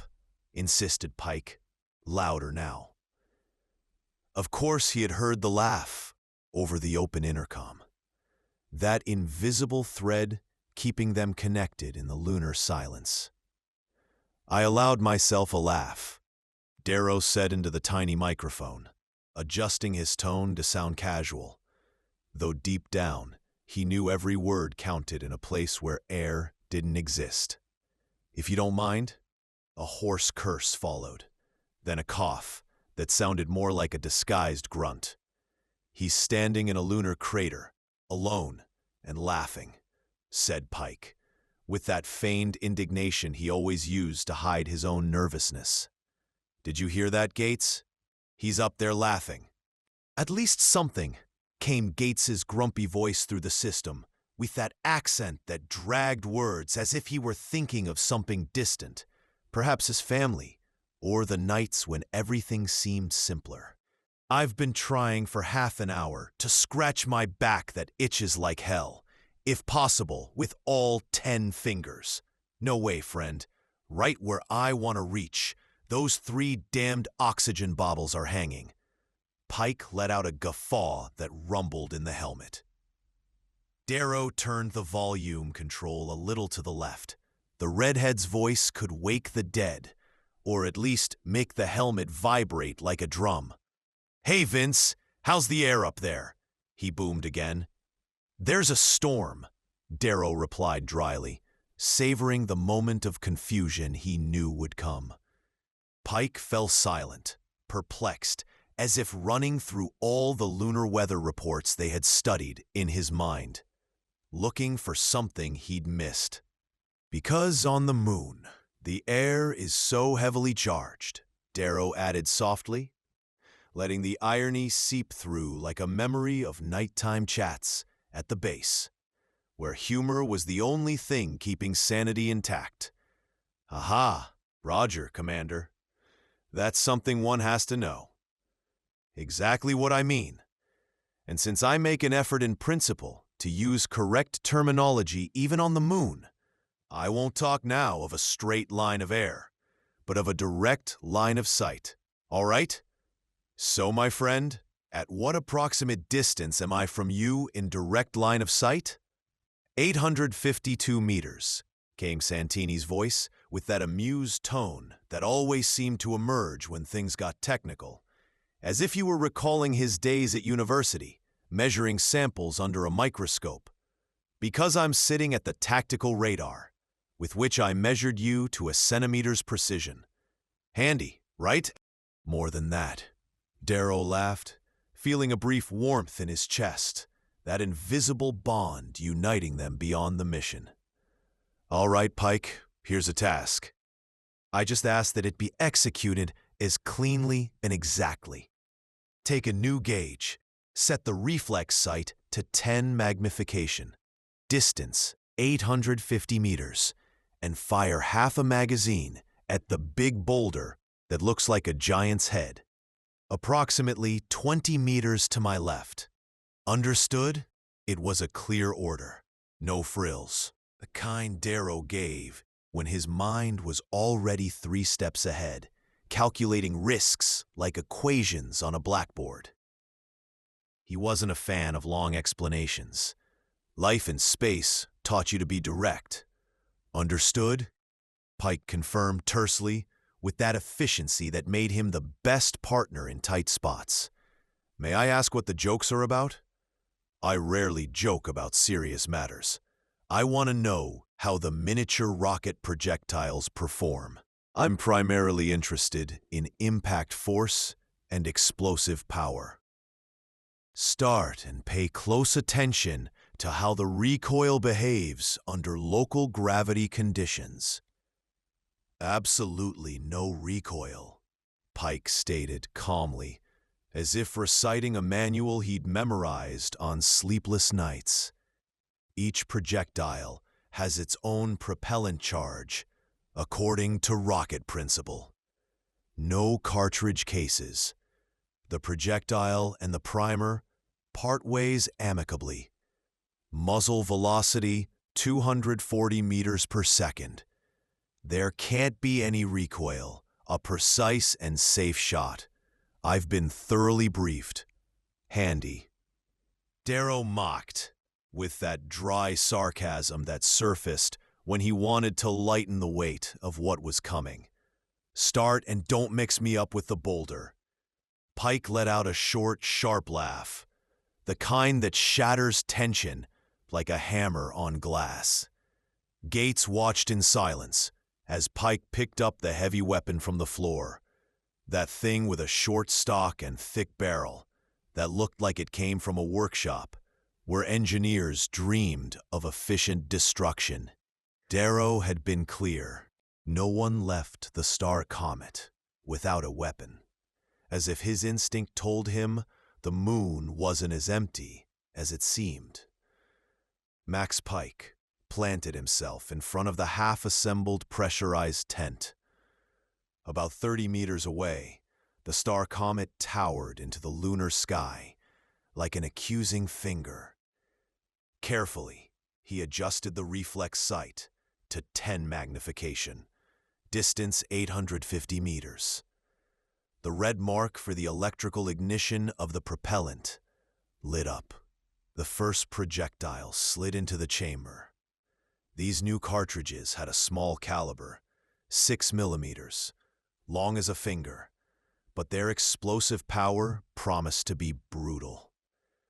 Pike hesitated for an instant, the distant target in the illuminated sight, zooming closer, as if the moon itself were bringing it. "Go ahead," Darrow said demandingly, his voice a reminder that time didn't wait. "What are you waiting for? Imagine that interference transmitter is the one that screwed up our remote control." Well, Pike cursed aloud, feeling that internal click when the piece fit. The experiment was no longer a whim. It had sense, depth, like everything Darrow touched. The idea of a game evaporated, leaving only the weight of the real. "For the first 10 rounds, I'll switch to single fire, with your permission," he declared tersely. "First, let's see how I do with the syringe." "Agreed. Begin." Pike brought the stock to his shoulder. The boulder loomed large in the sight. Pike thought the distance was nothing for these projectiles, fast as thought. He barely needed to raise the sight. With the moon's low gravity, the trajectory would be almost straight. The sight was made for that. He could have fired for kilometers and still hit. Gates held his breath as Pike touched the contact. There was no noise. On Earth, it would have been a sharp whistle and a bang that left you deaf. Here the shot was a ghostly silence, as if the universe refused to acknowledge it. Only bright flames shot from the oval openings of the short barrel. They went out instantly. It seemed nothing had happened. Pike was bewildered, his heart beating hard in his airless chest. "Notice anything?" he asked breathlessly. "Damn, one has to get used to this weird way of shooting. I felt nothing." "But I did," came Darrow's dry reply. "Stone chips flew all the way here. The projectile was already here before you pulled the trigger. Incredibly fast. The boulder has a hole 30 centimeters wide and is deep. Quite something. That's a grenade. Try a long burst. The weapon fires accurately." Pike switched to continuous. The projectile exhaust flames dazzled him. From where Darrow observed, a bright whitish trail was visible, the solid propellants of those little demons. When they penetrated the darkness under the slope, they created a line of incandescent fire. The magazine was empty before Pike realized it. Little remained of the boulder. The lifted chips fell slowly, as in a dream where time stretches. Darrow had followed the silent explosions. Only flashes and flying rock. No shockwaves traveling through the vacuum. "That's enough," he declared in a tense voice. The one that came out when his mind was already calculating the next move. "The equipment department gave us a nice toy, gotta admit. How long did you hold the trigger, Pike?" "Maybe 2 seconds," Pike replied, astonished, feeling a new respect for that weapon that seemed from a mad workshop. "But the magazine is empty. Friend, 90 rounds in that instant." "Exactly. Rate of fire is 50 rounds per second." "All right, experiment concluded. I'm coming down. Santini, how far along are you with the food?" "You could come. I've made an effort." Vince Darrow looked around one more time, absorbing the landscape as if searching for something his instinct told him was there, waiting. Then he slid down, long leaps covering crevices and uneven rocks with ease, like a man who had spent hours in simulators where gravity was just an adjustable number. 20 minutes later, he appeared in front of the pressurized tent. The airlock was mounted, the conditioner connected to the large unit of the STAR Comet. Filling it cost several liters of liquid oxygen, explained Gates, with that voice that always carried a hint of practical concern, as if he were remembering budgets and supply lists. "Is it worth spending valuable gas like that? I wonder if we won't need it for controlling the STAR Comet. Our supply is limited." Darrow stopped in front of him, standing tall, measuring the taller man by a few centimeters, with that gaze that weighed without judging. Gates out-tallied him, but in moments like this, it was Darrow who filled the space. "Gates, you're worrying about nothing. Repairing the landing strut needs skill and freedom of movement. I don't want to be wrapped in a spacesuit hammering molybdenum steel. And I also don't want to stand out in this yawning vacuum." Gates blinked towards the dark, improbably starry sky, as if imagining the weight of all that falling on them. "Just saying," he murmured, and a disheartened smile appeared on his lips, the kind that surfaced when he realized his doubts were more personal than practical. "You've been thinking about your return to Earth, haven't you?" Darrow asked calmly, without accusation, just acknowledging what everyone felt deep down. "About the baby, or no?" Gates pressed his lips together, the silence saying more than words. "All right, we understand. But you shouldn't dwell on it so much. Our planning is solid. We've chewed it to the bone. We won't make a reconnaissance flight until the STAR Comet is in perfect condition. We can't risk a short takeoff with subsequent landing beyond the pole. The damaged telescopic strut wouldn't hold it. Sure, we could climb a few kilometers and, with a short maneuver, get into direct line of sight with Earth. But then we'd have to land again.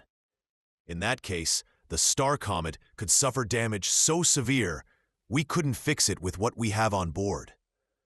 In that situation, I would ask myself if spending oxygen on the tent is a luxury. Now we know. Clear?" Darrow smiled impassively, that mask he used to maintain balance. Gates kept staring into space, as if seeking answers in the stars. "Clear. Totally clear," he repeated, nodding, though his voice carried an echo of doubt. "But another question is bugging me.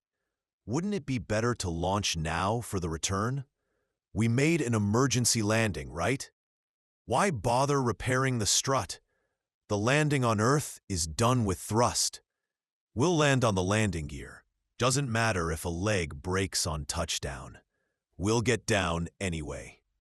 His gaze lowered, his eyes blinking, as if seeing something he didn't want to see. Darrow didn't lose patience, nor clarity. Only his tone became a bit sharper, barely perceptible, like a knife sharpening just enough. Gates, your idea is feasible, but it brings an unnecessary risk. Let me put it this way. We have a task here, and a cracked leg isn't going to tempt me to launch. Besides, his face became inscrutable, as if recalling a bad dream. Besides, I have this uneasy feeling we didn't end up here by chance. There's something to clarify first. Gates reacted instantly, his blue eyes apologizing without words. Pike started to smile. The matter seemed settled, as if the weight in the air had lightened a bit. "All right, forget my words," Gates coughed, the burly man rubbing the back of his neck. "It was just an idea. After eating, we'll look for the interference transmitter. I have the basic data. I'll feed it into the electronics later." "I'm curious," Darrow nodded. "All right, let's see what our doctor prepared." A disgruntled snort was heard in the helmets. Santini explained neatly why the culinary art, so simple for masters, was basically a domain of chemical processes. It sounded logical, but something didn't quite fit, as if he were trying to convince himself more than them. Darrow stopped in front of the landing zone, still warm from residual radiation under the STAR Comet's thrusters. Ahead hung the wide mesh basket of the extended winch. The long arm of the crane emerged from the open hatch of the cargo hold, right below the cabin. Darrow had avoided the folding rungs along the hull.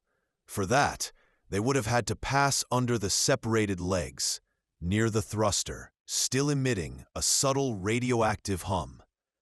"Someone will have to forego the high jump for now," Darrow declared, with a forced smile. The kind that surfaced when he wanted to lighten up, but his mind was already on the next thing. His eyes sought the faces of the two men. "Ah, Pike, be so kind as to stand guard outside for a while. I'll relieve you in half an hour. Up there on the slope is a good spot. Good visibility. We stay in contact by radio." Max Pike said nothing. Darrow's grave voice had told him enough. However calm the commander seemed on the outside, something was stirring within, an instinct that wouldn't be quieted. Before Pike left with his weapon ready, Darrow said in a drawn-out tone, "One question. Are you still thinking about that info that a manned rocket from the Asian Federation launched just before us?" "Caught it," Darrow confirmed, his eyebrows raised slightly. "It could be that someone wants to verify our accident in person.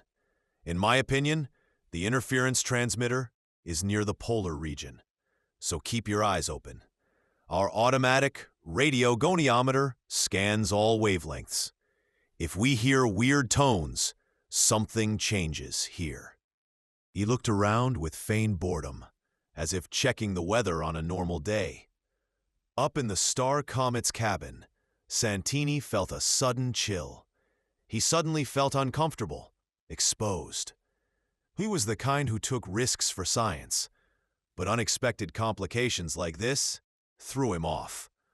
Troubled by heavy thoughts, he listened to the whir of the crane motor. Darrow and Gates reached the cabin. On the lit screens, Pike's diminishing figure could be seen. Finally, he disappeared into the darkness of an outcrop sheltered from the sun. Moments later, a hiss was heard in the airlock. Pressure equalized. When they entered, Santini showed a somewhat tense smile, as if trying to convince himself everything was under control. "Hello," he said weakly. Nothing on the radio goniometer, just your chatter. Darrow took off his spacesuit, feeling the relief of the fabric against his skin. Gates' face was drenched in sweat. With groans of pleasure, he rubbed his itchy back against a wall strut. "Oh yes," he sighed. "This is like paradise on Earth." "On Earth, they'll have written us off as missing," Santini said quietly, as if the words escaped him unintentionally. Gates's groans stopped abruptly. "They will," Darrow confirmed calmly. "They will. But not for long. You have my word. After eating, we start with disassembling the leg strut." Santini thought of his wife, of the quiet nights that seemed from another world now. Gates of the baby, of how time ran differently down there. No one said it, but everyone knew it. It was a situation that needed a firm hand and an iron will. Darrow had both, and something more. That ability to see the entire process, step by step, without being carried away by the fear gnawing in the background, and perform the necessary switching. It only took him 5 days to repair the broken landing strut. 5 days in which the lunar silence seeped under the skin like a memory you don't want but can't shake. Another 24 hours were enough to assemble and load the lunar armored vehicle, that tracked tank that seemed from a workshop where engineers had dreamed of conquering dead worlds.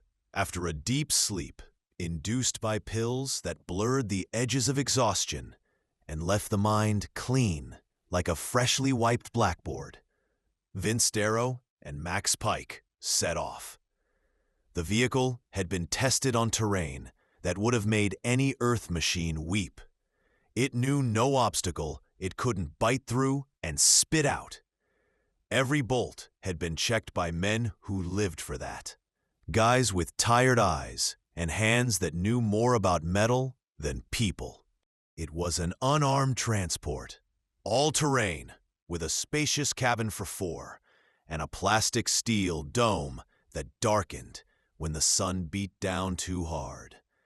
In the cargo area behind, they only carried tools and spare parts. Darrow wasn't here for scientific investigations on this trip. First, survive. Second, contact Earth. The vehicle's transmitter could pull with the reactor's full power.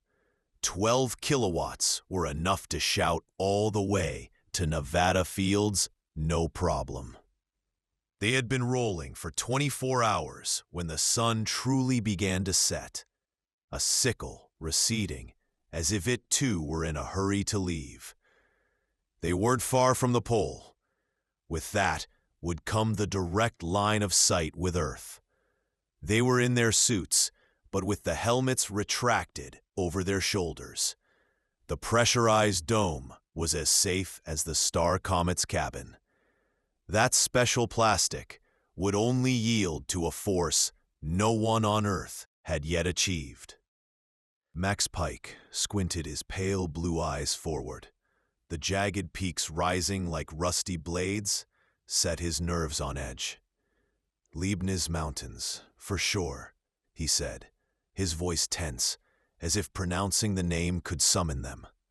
"Hold on." Darrow cut the power. The hum of the electric motors died, leaving a silence heavier than any noise. The generator idled down inside its radiation shielding. Darrow wiped the back of his hand across his forehead, removing sweat that shouldn't be there inside a refrigerated suit. Without a word, he took out his sunglasses and cleaned the dark lenses. The ultraviolet light was starting to really hurt. He looked at the mountains. The tip of his tongue touched his chapped lips. Just 8 more kilometers. Who'd have thought you could almost touch them? We're in Huseman Crater, still hidden from Earth. Another 15 and we pass the pole. But not this way. We have to veer left, east, or we'll dive headfirst into the Leibniz foothills. That won't be a picnic." Pike's dirty finger jabbed the map. In the full light, his broad face looked more sunken than ever, the freckles like rust spots on old sheet metal. The trip was too long for any man not named Vince Darrow. For him, it was almost a joke. If they could have gone straight, they'd have been there long ago. But they had to skirt plateaus and canyons, as if the moon itself wanted them to suffer. On the map, the route looked like a drunkard's scribble. Darrow cleared his throat and passed him the water bottle without looking. "We turn. Leibniz is a mess. I don't want to get into those canyons. We're on the eastern part. The main massif is to the west. We'll pass clean." Pike drank as if the bottle were the only thing anchoring him to reality. The silence in the cabin grew dense, and Darrow covered it with more reflective foil. The sun hammered down. Getting rid of the heat was the real problem in this airless oven. Finally, Pike spoke, somberly, as if the words weighed on his tongue. "Something's gonna happen. My neck itches. Something has to happen. Look at this." He hit the map again. The new course passed right through a circle Chuck Gates had drawn with a red marker the night before. "Aha, I know," said Darrow, stretching the syllable like someone stretching a rubber band almost to breaking. A smile that didn't reach his eyes formed on his lips. Pike stared at him. The lips were chapped, split in several places. "We should skirt that point with a wide curve and first make sure the message gets to Earth. Then we see. What do you think?" Darrow looked forward for a long second, as if seeing something Pike couldn't. Then Pike saw a face where the lines seemed carved with a knife. Darrow's eyes shone with that cold, steely blue hardness that emerged when there was no room left for doubt. Problems are there to be solved, Pike.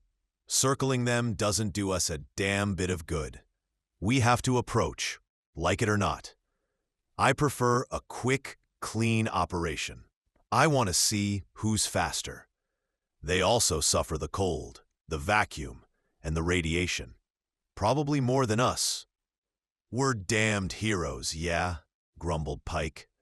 "Fine. From now on, I'll take care of the infrared sensor. At the slightest beep, you drive like the devil himself is chasing you." His hands instinctively sought the weapon. They now carried the heavy automatics, based on the same principle as the big machine guns, but in a portable version. Darrow engaged the gears. The engines roared, and the tank started moving. They skirted the crater wall and came out onto a wide plain of rubble. Dust rose in columns behind the tracks and fell almost instantly, with no air to hold it up. 6 seconds later, the sun appeared whole. The lunar curvature made everything happen fast. They crossed the line of direct sight without incident. And there was Earth. A huge, almost full crescent, hanging low over the northern horizon, like a promise that hurt to look at. They didn't talk much. Fatigue had carved grooves in their faces. The maneuvers were quick, almost nervous. Both felt the same. It was now or never. Darrow deployed the parabolic dish. Pike connected the reactor at full power. The transmitter reported ready, while Darrow aligned the antenna. Earth sat right in the center of the automatic sight. Darrow swiveled the seat awkwardly, as if he struggled to remember how to do something so simple. In front of him, the indicators trembled, all in order. He brought the microphone close. "Ready?" Pike asked hoarsely, the heavy weapon gripped in his hands like a rosary. Darrow nodded. He turned on transmission. In the speaker, only the normal noise of space could be heard, that distant whisper of stars that never sleep. A barely perceptible smile touched his lips. Then he spoke, calm, precise. Major Vince Darrow, commander of the STAR Comet, calling Earth Control Nevada Fields. Repeat, Major Vince Darrow, commander of the... It came suddenly, like a hammer falling from a cloudless sky. The green transmission pilot light intensified into a blinding glare that bathed the cabin in a sickly, ghostly hue. Directly above them, a few meters away, the antenna burst into intensely fluorescent green flames. So bright, Darrow groaned and covered his eyes with his hands. It happened in absolute silence. A wide, undulating hemisphere of fire formed on the flat roof of the vehicle. The sun became a pale blur. Everything blurred. Before Pike could scream, the radio equipment crackled, as if something were crushing it from within. A lightning bolt jumped from the panel. Acidic vapors erupted from the casing. Small flames licked the insulation. Darrow's kick came just in time. He cut the connection to the reactor. Darrow's hand struck Pike's helmet a second later. Fresh oxygen entered the big man's lungs, and the scream caught in his throat. Vince Darrow sat still in his seat, as if the entire world had passed by without touching him. The green glare disappeared as quickly as it had come. Not a flicker remained. Only the melted antenna, like wax, and the smoldering transmitter said something had happened. Something that didn't fit any manual. Pike looked around for an enemy that wasn't there. No cannons, no figures, just vacuum. The hiss of the dry foam extinguisher made him jump. Darrow was putting out the fire with a calm that set his nerves on edge. Pike began to curse. Low, constant, like a prayer in reverse. The fire went out. The conditioner swallowed the vapors. Fresh oxygen entered. They had lost several precious years. Darrow opened his helmet. He looked upward with an expression carved from ice. "It's over," he said, and his voice vibrated like a string about to snap. They were just waiting for this. "Holy God, what was that?" whispered Pike, sinking into the seat. "A very funny way of telling us to shut up. Don't ask me how they did it. I'm as lost as you are. I only know the glare appeared with my first word. That means they had an automatic radiogoniometer watching for us. It activated instantly." Pike swallowed a concentrated tablet. His eyes had hardened, the engineer awakening under the skin. "Are you okay, at least? I always took you for the star pupil of the academy." "Not today," said Darrow, and a bitter smile twisted his mouth. "Not today. You just spoke like a cheap comic book. A fully automatic radiogoniometer? Do you realize what that implies? We were working with a directed beam, Pike. How the hell did they track the impulse so fast? The antenna was pointing into the void. But that's the least of it. Do you have any idea of the energies they handled for that green glare?" "Don't make me answer, or I'll sound raving mad." "We were under a force field," Pike insisted. "I saw it clearly. A green finger came down from there, and goodbye antenna. Vince, I swear that doesn't exist. I could swallow anything. Directed discharges, whatever. But this is beyond me." Darrow didn't move. His eyes burned. "Then we dreamed it," he said. and it sounded as if he were speaking from far away. My head also reached its limit. Someone heard my transmission instantly and acted instantly. The how? I don't give a damn about right now. I don't understand it with what I know. What's important is that someone wants us trapped here.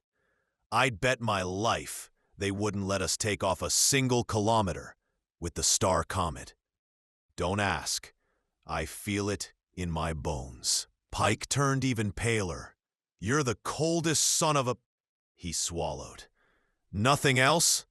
I just acknowledge what needs to be done.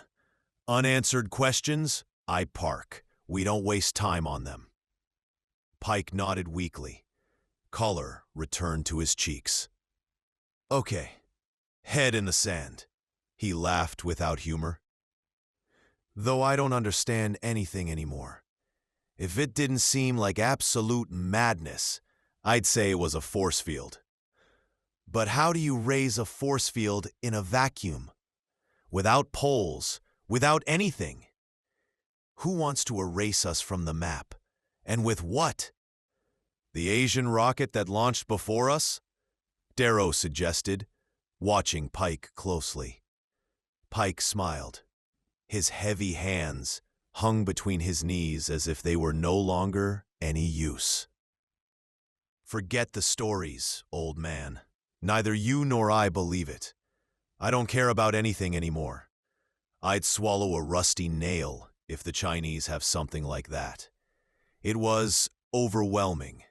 Okay, I'll shut up. Plan? Darrow smiled in that special way. The one Pike knew as Alarm Level 1. Go, look, and don't let our guard down for a second. Don't let them catch us off guard. I don't see another way. If we stay put, we suffocate in a few weeks. If we launch, they shoot us down. That's simple. Negotiate? Pike asked without much conviction. I'd love to. The question is whether those people negotiate. What happened doesn't invite coffee. Why didn't they let us talk? Humanity already knows we landed. Cutting us off like that is pointless, reckless. If they'd wanted to kill us, I'd understand. But this seems like the work of madmen. They want something more. Pike started whistling again, off-key and nervous. In the end, they'll kill us anyway, he said. Slowly, when we run out of air, he fell silent. His forehead wrinkled. Okay, Commander, I'll plot the new course. A short stroll through hell. 8 hours, and we're there. He swiveled his seat. Then came Darrow's retort. First, we sleep 8 hours exactly. Then we shave properly. I don't want to look like savages. Pike looked at him as if he'd grown another head. Shave? Did you say shave? The Asians don't have our strong beards. It might bother them. Darrow explained with a smile that chilled the blood. Max Pike felt a shiver that didn't come from the lunar cold. What the hell was the commander plotting? Just 30 kilometers beyond the pole, the infrared sensor beeped like a dog scenting blood.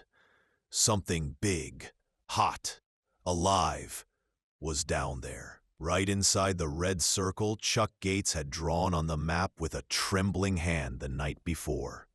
They left the armored tank behind and continued on foot, climbing over rocks that looked like broken teeth of a buried giant. The annular wall rose over 600 meters, a black scar cutting the sky. A crater impossible to see from Earth. A secret the moon had jealously guarded until that day. Half an hour later, after navigating the last outcrop, a portable locator started screaming for real. They were on top of the other ship. And then, Max Pike fell apart. He buckled at the knees, as if his legs had been cut. He placed his gloved hands on the gray dust and let out a sound that wasn't a laugh. A broken noise that echoed inside his helmet. and reached the intercom like an echo of madness. Vince Darrow didn't open his mouth. He crouched instinctively behind a rock, but soon felt his will falter. Just seeing it had been enough. That was the final blow for nerves already hanging by a thread. No, this isn't. Pike repeated over and over, like a scratched record. Darrow straightened up abruptly, his fists opened on their own. With more force than necessary, he pushed his friend under the cover of a boulder. Pike snapped out of it. Sweat fogged his visor. Darrow turned on his helmet fan. Pike needed it more than air. Calm down, don't lose your head now. Breathe. If they turn on that green light on our helmet antennas again, we're fried. Calm down, Max. Darrow also repeated the words like a cheap mantra, because sometimes the only thing that works is the monotonous sound, the cadence reminding you you're still human. He had prepared himself for something big, but knowing and seeing were two different beasts. They were no longer alone. They never had been. That certainty hit his chest like a cold fist. He felt as if he stood before a wall with no top. It took him a few more seconds, but his face closed off again. His heart stopped hammering like crazy, and his vision cleared. He didn't let go of Pike's arm. He knew his friend would take longer to come back. Carefully, he poked his helmet over the boulder. He looked, and no doubt remained. It wasn't a dream. It was a reality that crushed. He kept silent until Pike spoke on his own. "You knew," Pike whispered. "You've known for hours. That's why the shaving." "How did you know, Vince?" "Don't get upset, kid." "Getting upset doesn't fix anything," Darrow replied, his voice hoarse, as if it hurt to speak. "That ship wasn't built with wood or earth steel. I suspected it with the green glare. No human generates a force field like that. Get a grip. We have to digest it. We have no other choice." Pike straightened up. The glassy veil left his eyes. He looked too. "Forced landing," he said after a while, as if reading a police report. "They took half the wall down with them, with a violence you don't even want to imagine. Who are they? What are they like? Where do they come from? And," he pressed his lips until they turned white, "what the hell do they want here?" The question fully woke Darrow. The coldness returned like a heavy blanket. "We'll find out," he said, drawing out the words like someone testing a knife's edge. "Now it all fits. Of course they had to cut our radio. They're not interested in Earth knowing they're here. They thought we would have seen them before landing.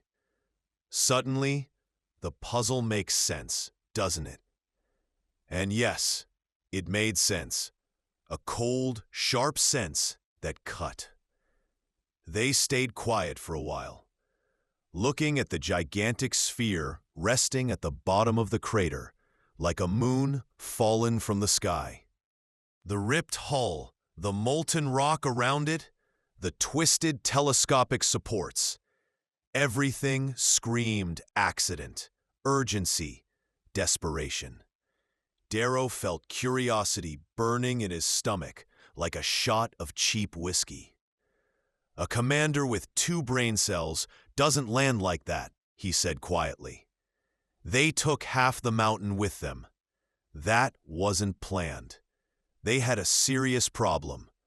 That makes them human in some twisted way." He smiled without humor. "And since it's always fallen to me to be the good loser, let's get a little closer." He stood up to his full height. The mocking smile Pike knew so well crossed his face. "You're crazy! Get down!" Pike hissed. "It's not madness. Look at our situation. We're not getting out of here. If Marcus Cobb sends another rocket, we'll be pushing up daisies, and the next crew will get the same treatment. There's nothing to think about. Even your thick skull might understand that.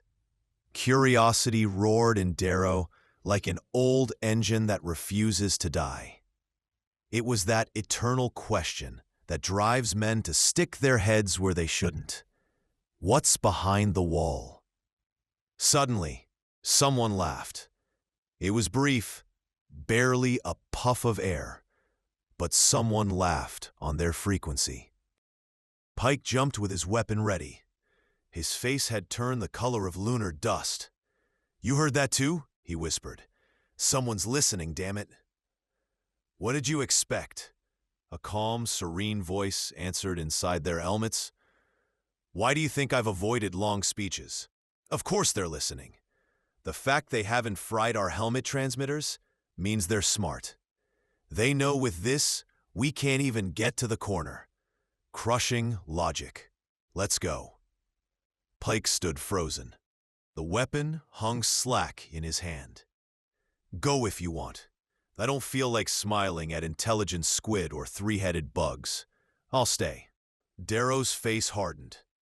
"You've read too many cheap magazines, my friend. The idea that the alien must be monstrous is childish. Science doesn't think like that. There are brains on Earth who've said for years that other intelligences exist, and they don't imagine drooling monsters. So cut the stories and come. I'm not ordering you, but come." Darrow turned and stepped out of cover with long, measured strides, like a man walking to his own judgment. The automatic hung loose from the strap on his right shoulder, hands open at his sides. He wasn't gonna turn humanity's first contact into a shootout. That would be dirty, sad, miserable, unworthy of a man who prided himself on thinking clearly.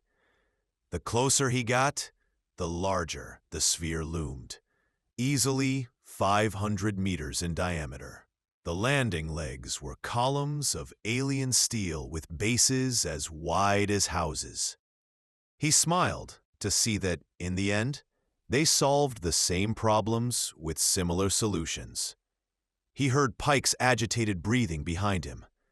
Then, the big man's shadow joined his. Pike said nothing. Darrow thanked him silently. They kept walking more slowly. Above them, the hemisphere eclipsed the sun. The shadow was deep, cold, absolute. "If they launch now, they'll turn us to dust," Darrow said calmly, pointing at the enormous nozzles of the equatorial ring. "Those are propulsion mouths. The ground is vitrified around them. I estimate 2 million tons at terrestrial launch. How do you lift something like that?" "I recommend a giant firecracker," Pike muttered, sarcastic, taking refuge in black humor because it was all he had left. Darrow sensed a war council was being held inside the ship. They would be disoriented, too. They knew they could erase them from the map with a button, and they hadn't. That was a foothold. They stopped right where the absolute darkness under the hull began. Darrow threw his head back until his neck hurt. Pike spoke loudly, with the voice a man uses when he no longer cares. "Under your ship are 2 ferocious beasts, with hunger in their bellies and fear in their throats. Good day. I'm Max Pike. You had the kindness to force us to land nose first. We've come to present the bill." Silence. Darrow felt his throat dry up like paper. Pike's outburst was so absurd it almost worked. They didn't speak further. Darrow had to make an effort not to grab his weapon. Pike already had his gripped as if it were part of his body. Then came the glow. The same intense green as before, but this time soft, almost gentle. Darrow flinched. Against his will, the automatic slid into the crook of his arm. His mouth hardened, Trembling inside, he slung it over his shoulder. First contact had just begun. "Get rid of that thing, now," Darrow hissed through clenched teeth, not taking his eyes off the white opening that had just appeared in the curved wall. "I've told you 3 times." The automatic lowered slowly, as if it weighed a ton, and hung loose from the strap again. Pike let out the breath he'd been holding for minutes. Something like a tongue of solid light emerged from the opening. It touched the ground noiselessly and unfolded into a wide, smooth, slightly glowing ramp. It stayed there, still, inviting. "The invitation," Darrow said, his voice tense, almost amused. "No steps. The hatch is 90 meters up. The whole STAR Comet could fit in here." "A little intelligence test, perhaps," Pike muttered, nervous, looking up again and again, without seeing anyone. Darrow put a foot on the ramp. The angle was 45 degrees, but he felt no incline. His shoes floated a couple of millimeters above the fluorescent material, and he began to ascend, as if an invisible hand were gently pushing him upward. He instinctively extended his arms, seeking balance where none was needed. Pike let out a long, creative curse. He followed on all fours, grabbing at the air, as if he might fall backward. They were deposited gently into a vast chamber, bathed in white light. The doors closed behind them, without a whisper. The silence was so dense it hurt. "No one will believe us," Pike whispered. "No one. And we still don't know if we'll ever speak to anyone again." "Negotiate, Max," Darrow said quietly. "Try, use, see what we can get. It all boils down to that. Turn off the instincts for a while and look with a cold head."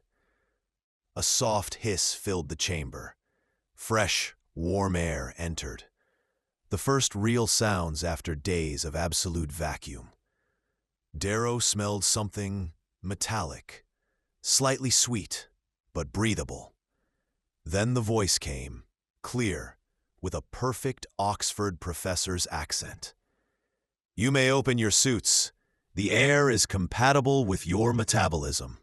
Darrow undid his helmet seal, without hesitation. Pike imitated him a second later, with hands that still trembled. The heat was stifling. The bluish, almost ultraviolet light hurt his eyes. The hall was immense, walls covered with screens either dark or blinking faintly, as if the entire ship were half asleep.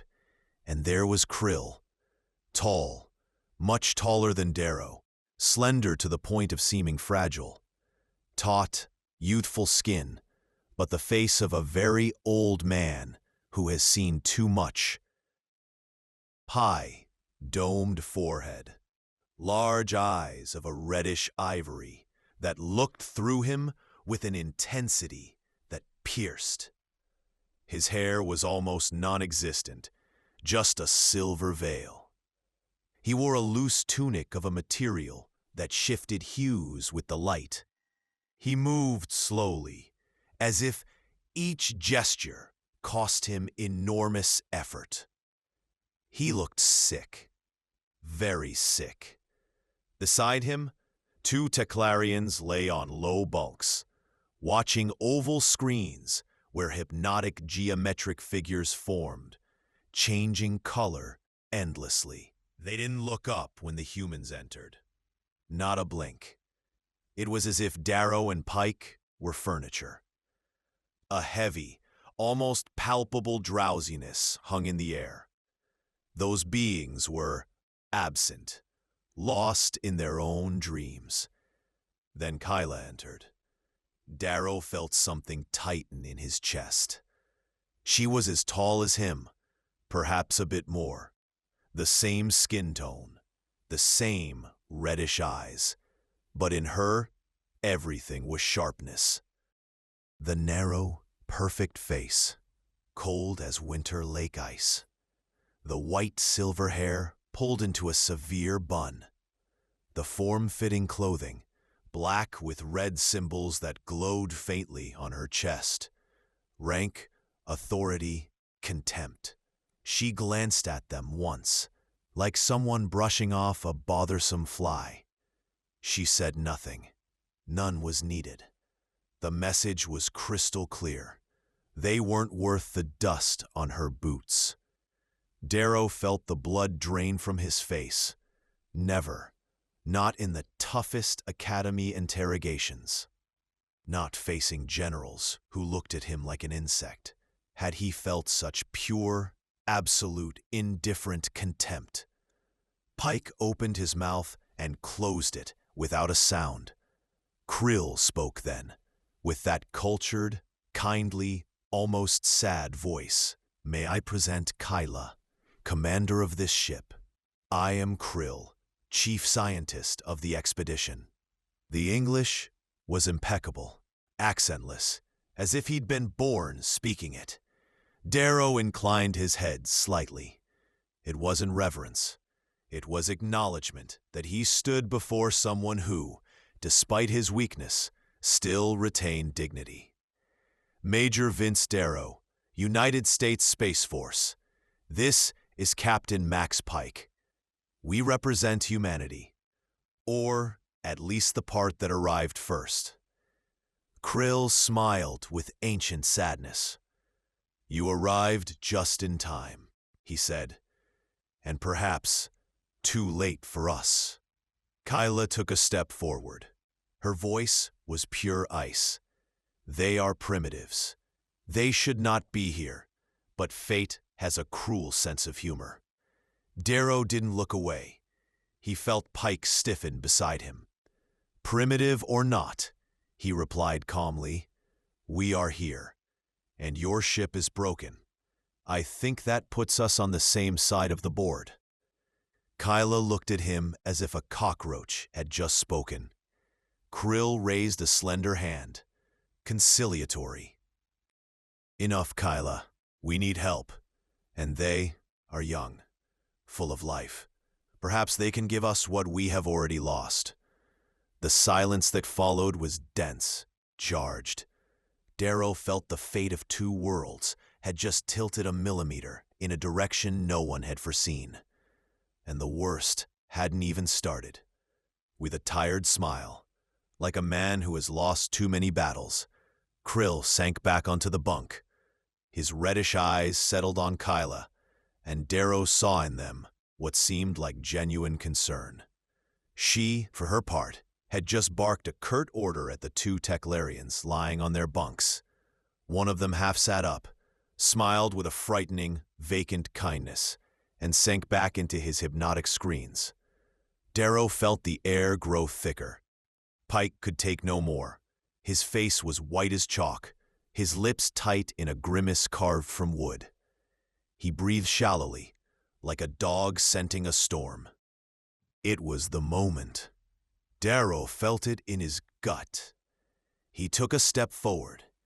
His helmet hung open behind him. Kyla spun like a spring. Her right hand flew to her wide belt, a motion so fast it seemed a whip crack.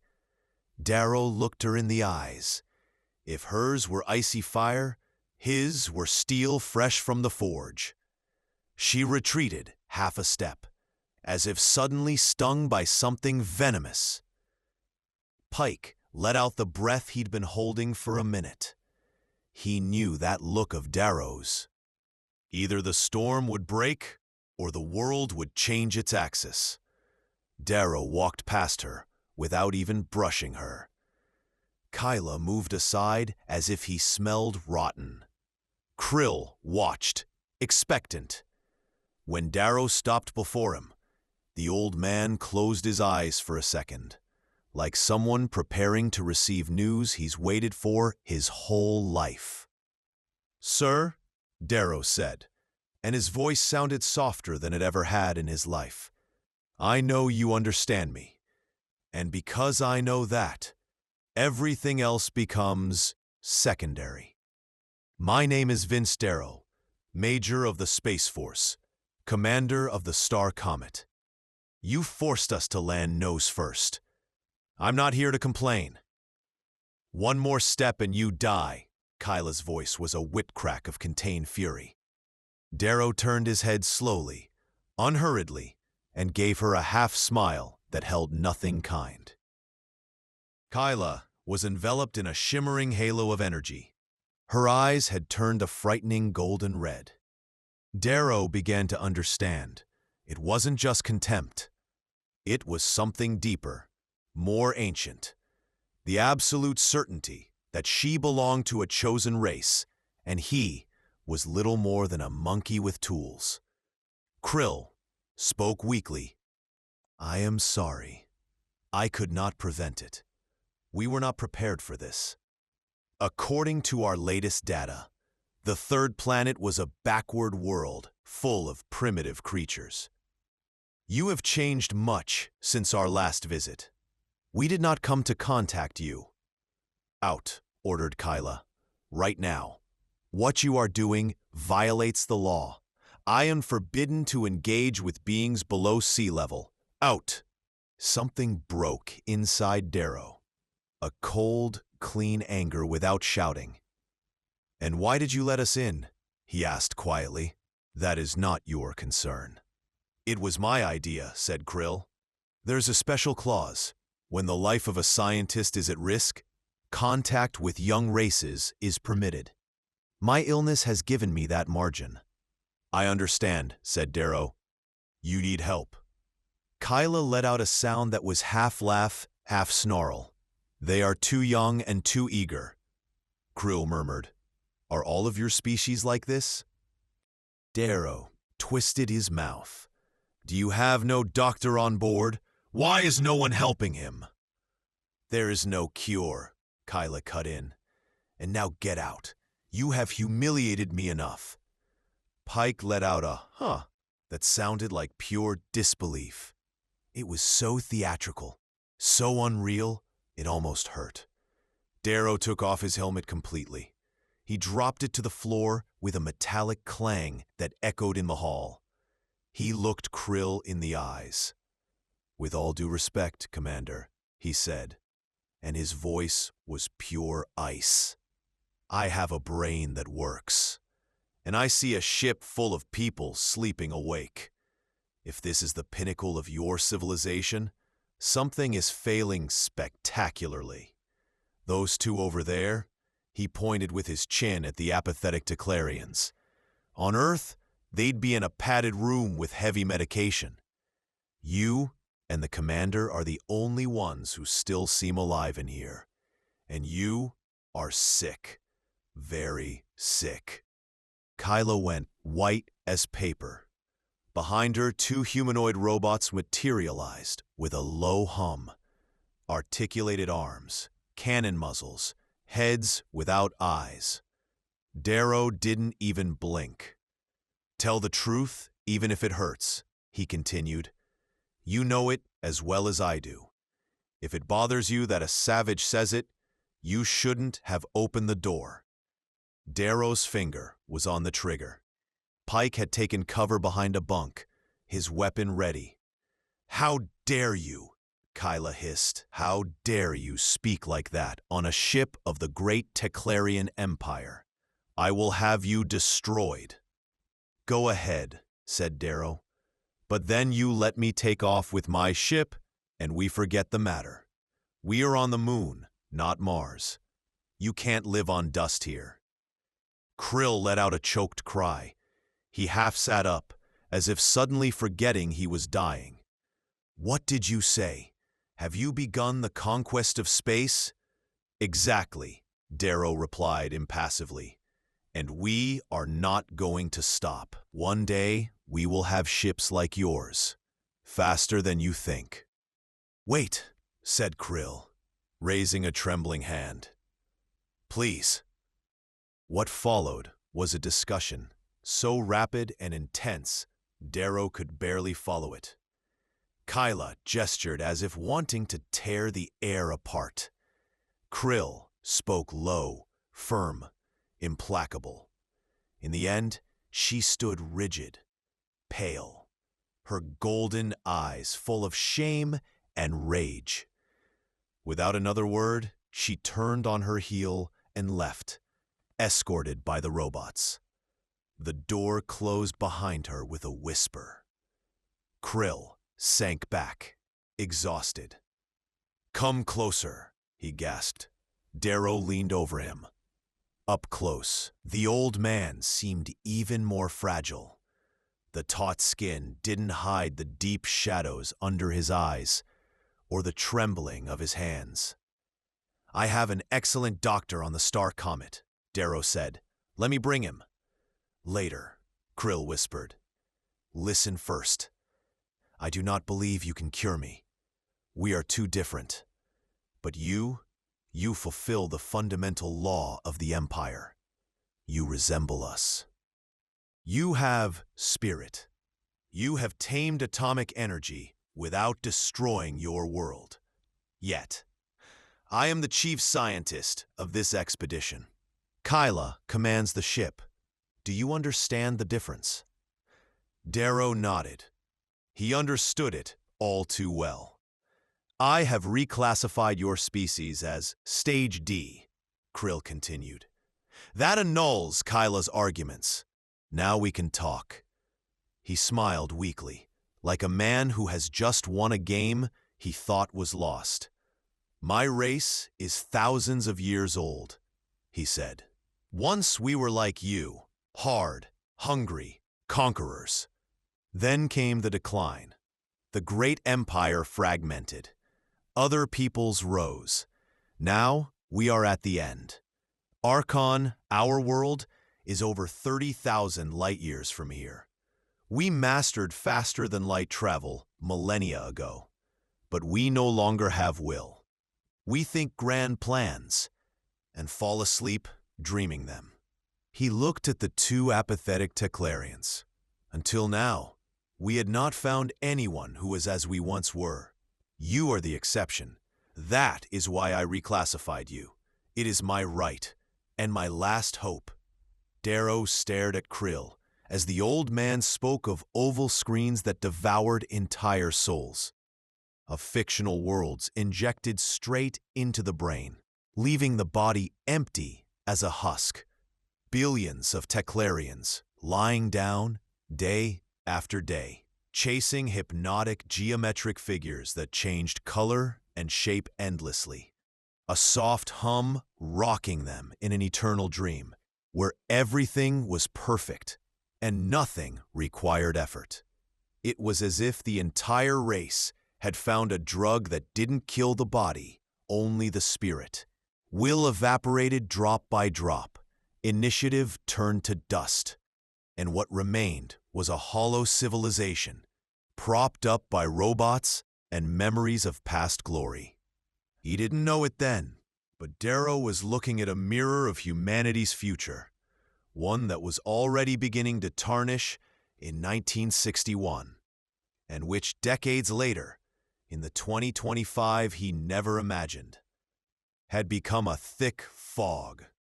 Addiction to video games, those luminous rectangles that fit in the palm of a hand, with infinite worlds of impossible quests, epic battles, and stolen lives, did exactly the same thing as those Teclarian screens. It sucked dopamine like a thirsty vampire, promising quick rewards that never truly satisfied. Young people, and not so young, sank hours, entire days, into virtual realities where they were invincible heroes, where a like or a loot drop was worth more than a real conversation or sweat earned in the tangible world.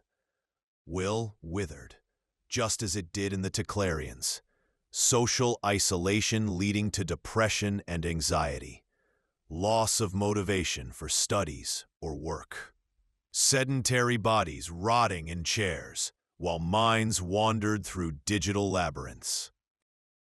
On Earth, As in the Teclarian sphere, comfort was killing. Video games weren't just entertainment. They were the 21st century's fictional simulators, eroding the entrepreneurial spirit, turning curiosity into infinite scrolling, action into passive clicks. Millions already lay apathetic before their screens, disconnected from the real world, with a collective drowsiness threatening to fragment entire societies. Birth rates falling, relationships evaporating into ephemeral chats, a generation that preferred loot boxes to going outside. The Teclarians had reached the end of the road. Humans, the beginning. Darrow only felt a knot in his stomach, a foreboding that his young, hungry race was a couple of decades away from stumbling into the same trap. The waking dream that devours empires from within. With a laugh that sounded more confident than he felt, Darrow entered the makeshift medical chamber. Krill lay on a bunk that seemed too large for his fragile body, surrounded by Teclarian screens, blinking with data no one on Earth would yet understand. Dr. Santini was cleaning a syringe with hands that no longer trembled. Exhaustion had burned his nerves clean. "Come on, old friend," Darrow said, leaning over him. "Time to change hotels. Earth isn't Teclar, but we have a serum that just cured people who used to die in 6 months. If it works on you, you'll be the first Teclarian to owe his life to a bunch of primates in white coats." Krill opened his reddish eyes. There was something new in them, a spark that hadn't been there hours before. "Your doctor is remarkable," he whispered. "He has treated me as an equal, not as a specimen. On Teclar, no one does that anymore." Santini shrugged, uncomfortable. "For me, he was just another patient with acute leukemia. The rest is politics. I just cure." Darrow looked at Kyla, who had appeared in the doorway like a white shadow. Her arms were crossed, her knuckles white from clenching. 60.5 tons, she said without preamble. "Everything you asked for. Machine tools, matter reformers, gravity neutralizers, a portable structural generator, and the special device. Do not ask what it does. You will find out when you need it." She paused. Her voice dropped a tone, almost human. "And the serum.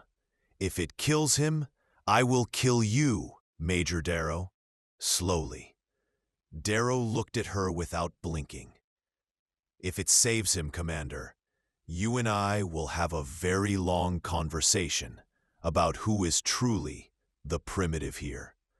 Deal?" She didn't respond. She just turned and left, the robots following like faithful dogs.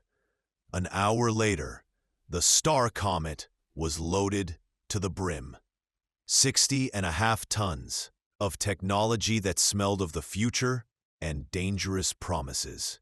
Pike had checked the tie-downs 3 times, cursing under his breath each time he touched something he didn't understand. Gates didn't speak. He just stared at the cargo bay as if expecting the machines to come alive and swallow him. When the great airlock of the sphere opened, the STAR Comet floated out without a single engine roar. A transport field carried it gently to the lunar surface, depositing it in the gray dust like someone setting a cup on a table. The chemical reactor only started when they were 100 meters off the ground. The old terrestrial thunder sounded almost obscene after so much alien silence. Darrow turned to Krill, who was secured in an improvised stretcher between the seats. The old man's eyes were closed, But he was smiling. "Major Darrow," he whispered, "when we reach your world, do not let them see us as gods, nor as demons, only as sick beings who need help." Darrow squeezed his thin hand, feeling the bones like birds beneath the skin. "Don't worry. On Earth, we know very well what to do with gods that fail."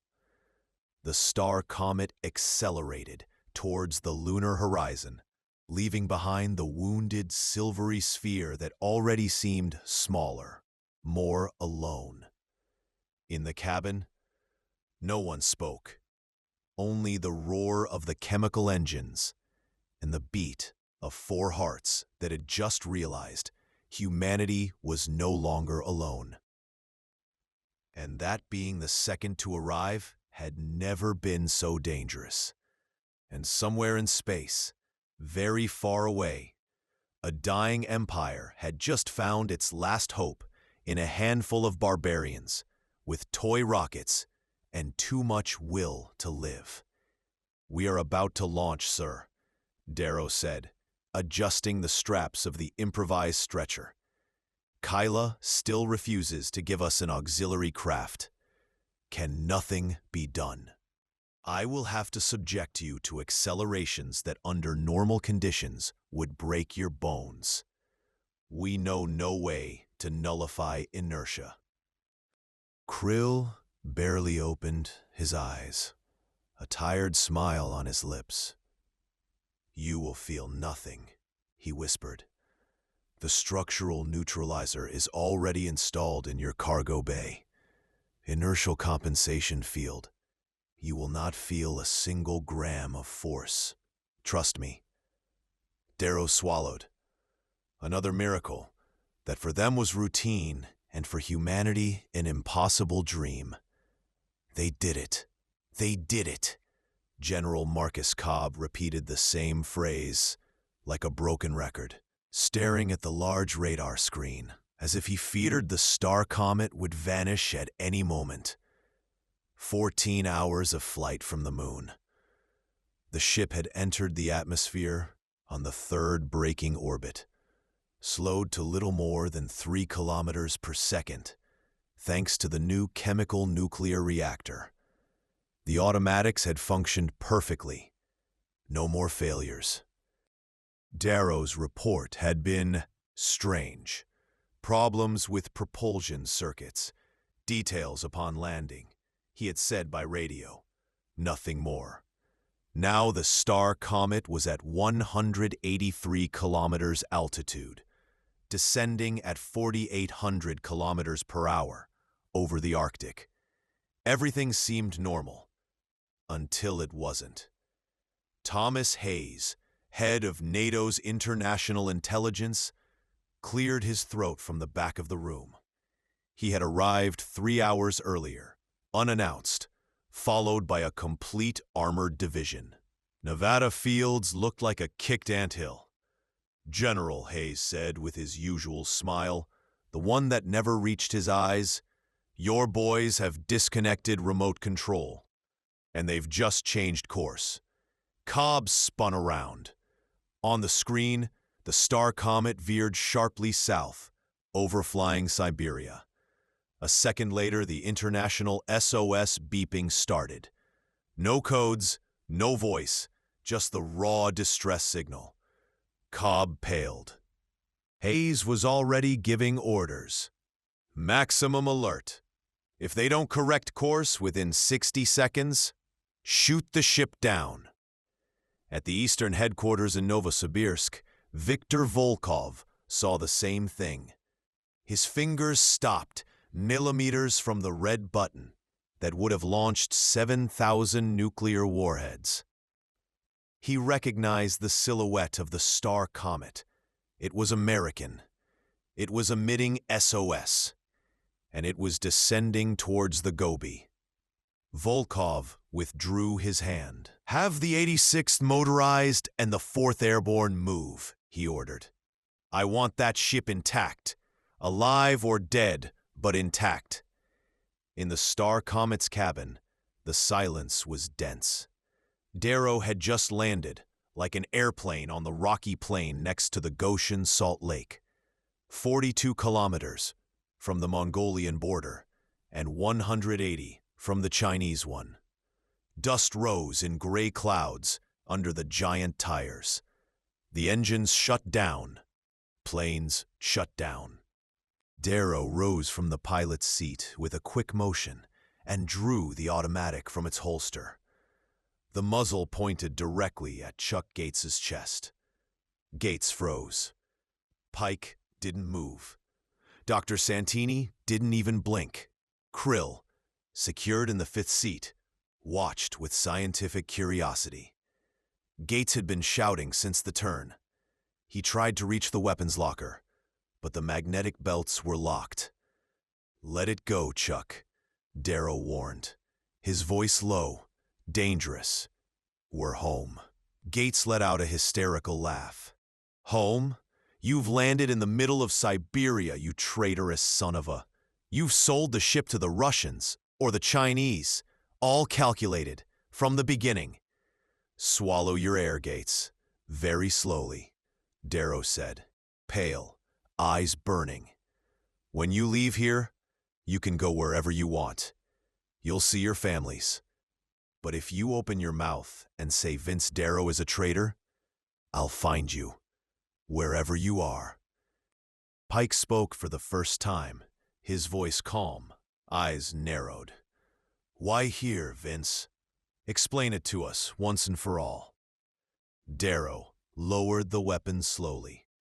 "Listen to me for a minute, just one.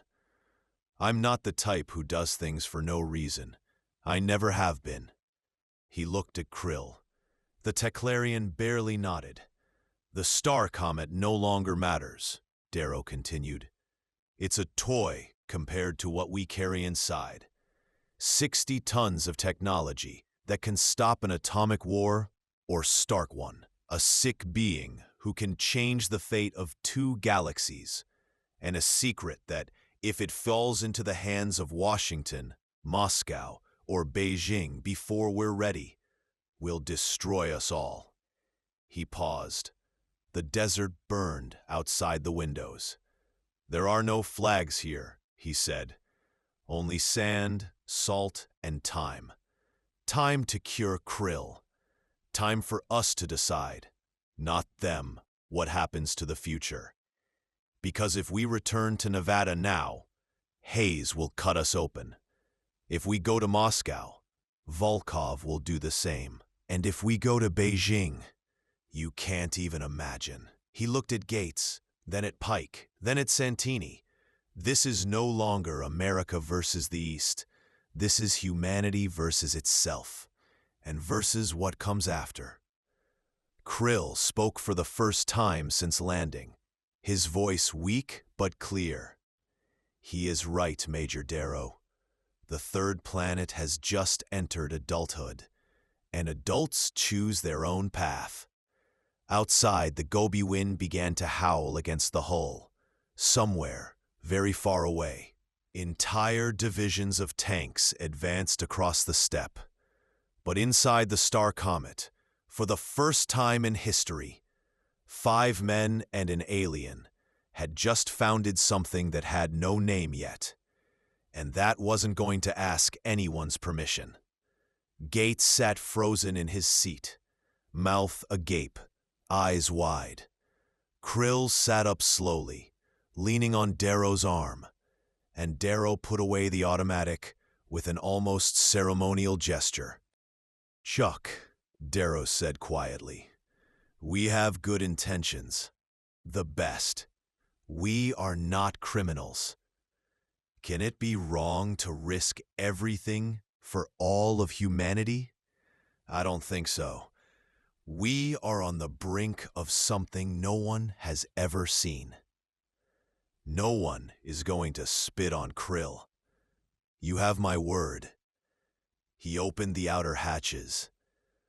The Gobi air entered like a hot, dry whip, laden with salt and dust. It was exactly what Teclarian lungs needed after months of sterile recycling. Darrow stepped out first. The sun hammered down.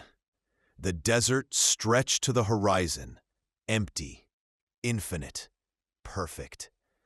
No dust columns could be seen in the distance yet, but they would come soon. Russian, Chinese, Mongolian tanks, all wanting the same trophy. They didn't yet know what the STAR Comet had truly brought. They still thought in flags. Darrow closed his eyes for a second. He saw images that couldn't be memories. Entire fleets of human ships rising like living mountains.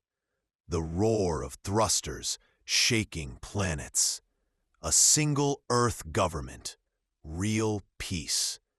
And somewhere far away, stars saluting with respect.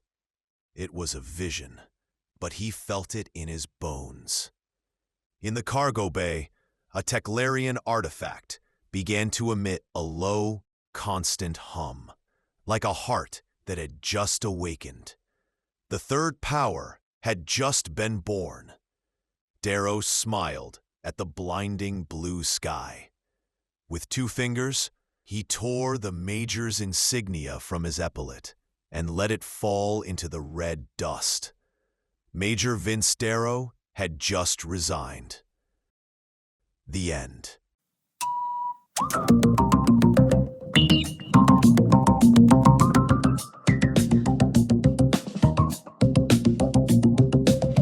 In a world on the brink of collapse, Vince Darrow faces a decision that could change the fate of all humanity.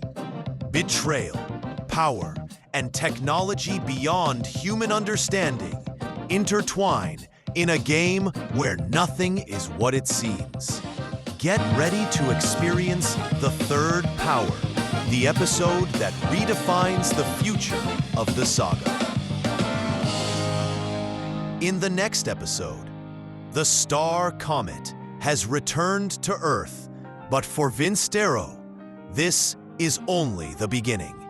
The real problems and the deepest conflicts are only just starting. Darrow will attempt to master the Teclarian super technology to forge something that could unite humanity once and for all. The Third Power. And remember, if you enjoyed this audiobook, don't forget to leave a comment and give it a like so we can keep creating more episodes of the Vince Darrow series.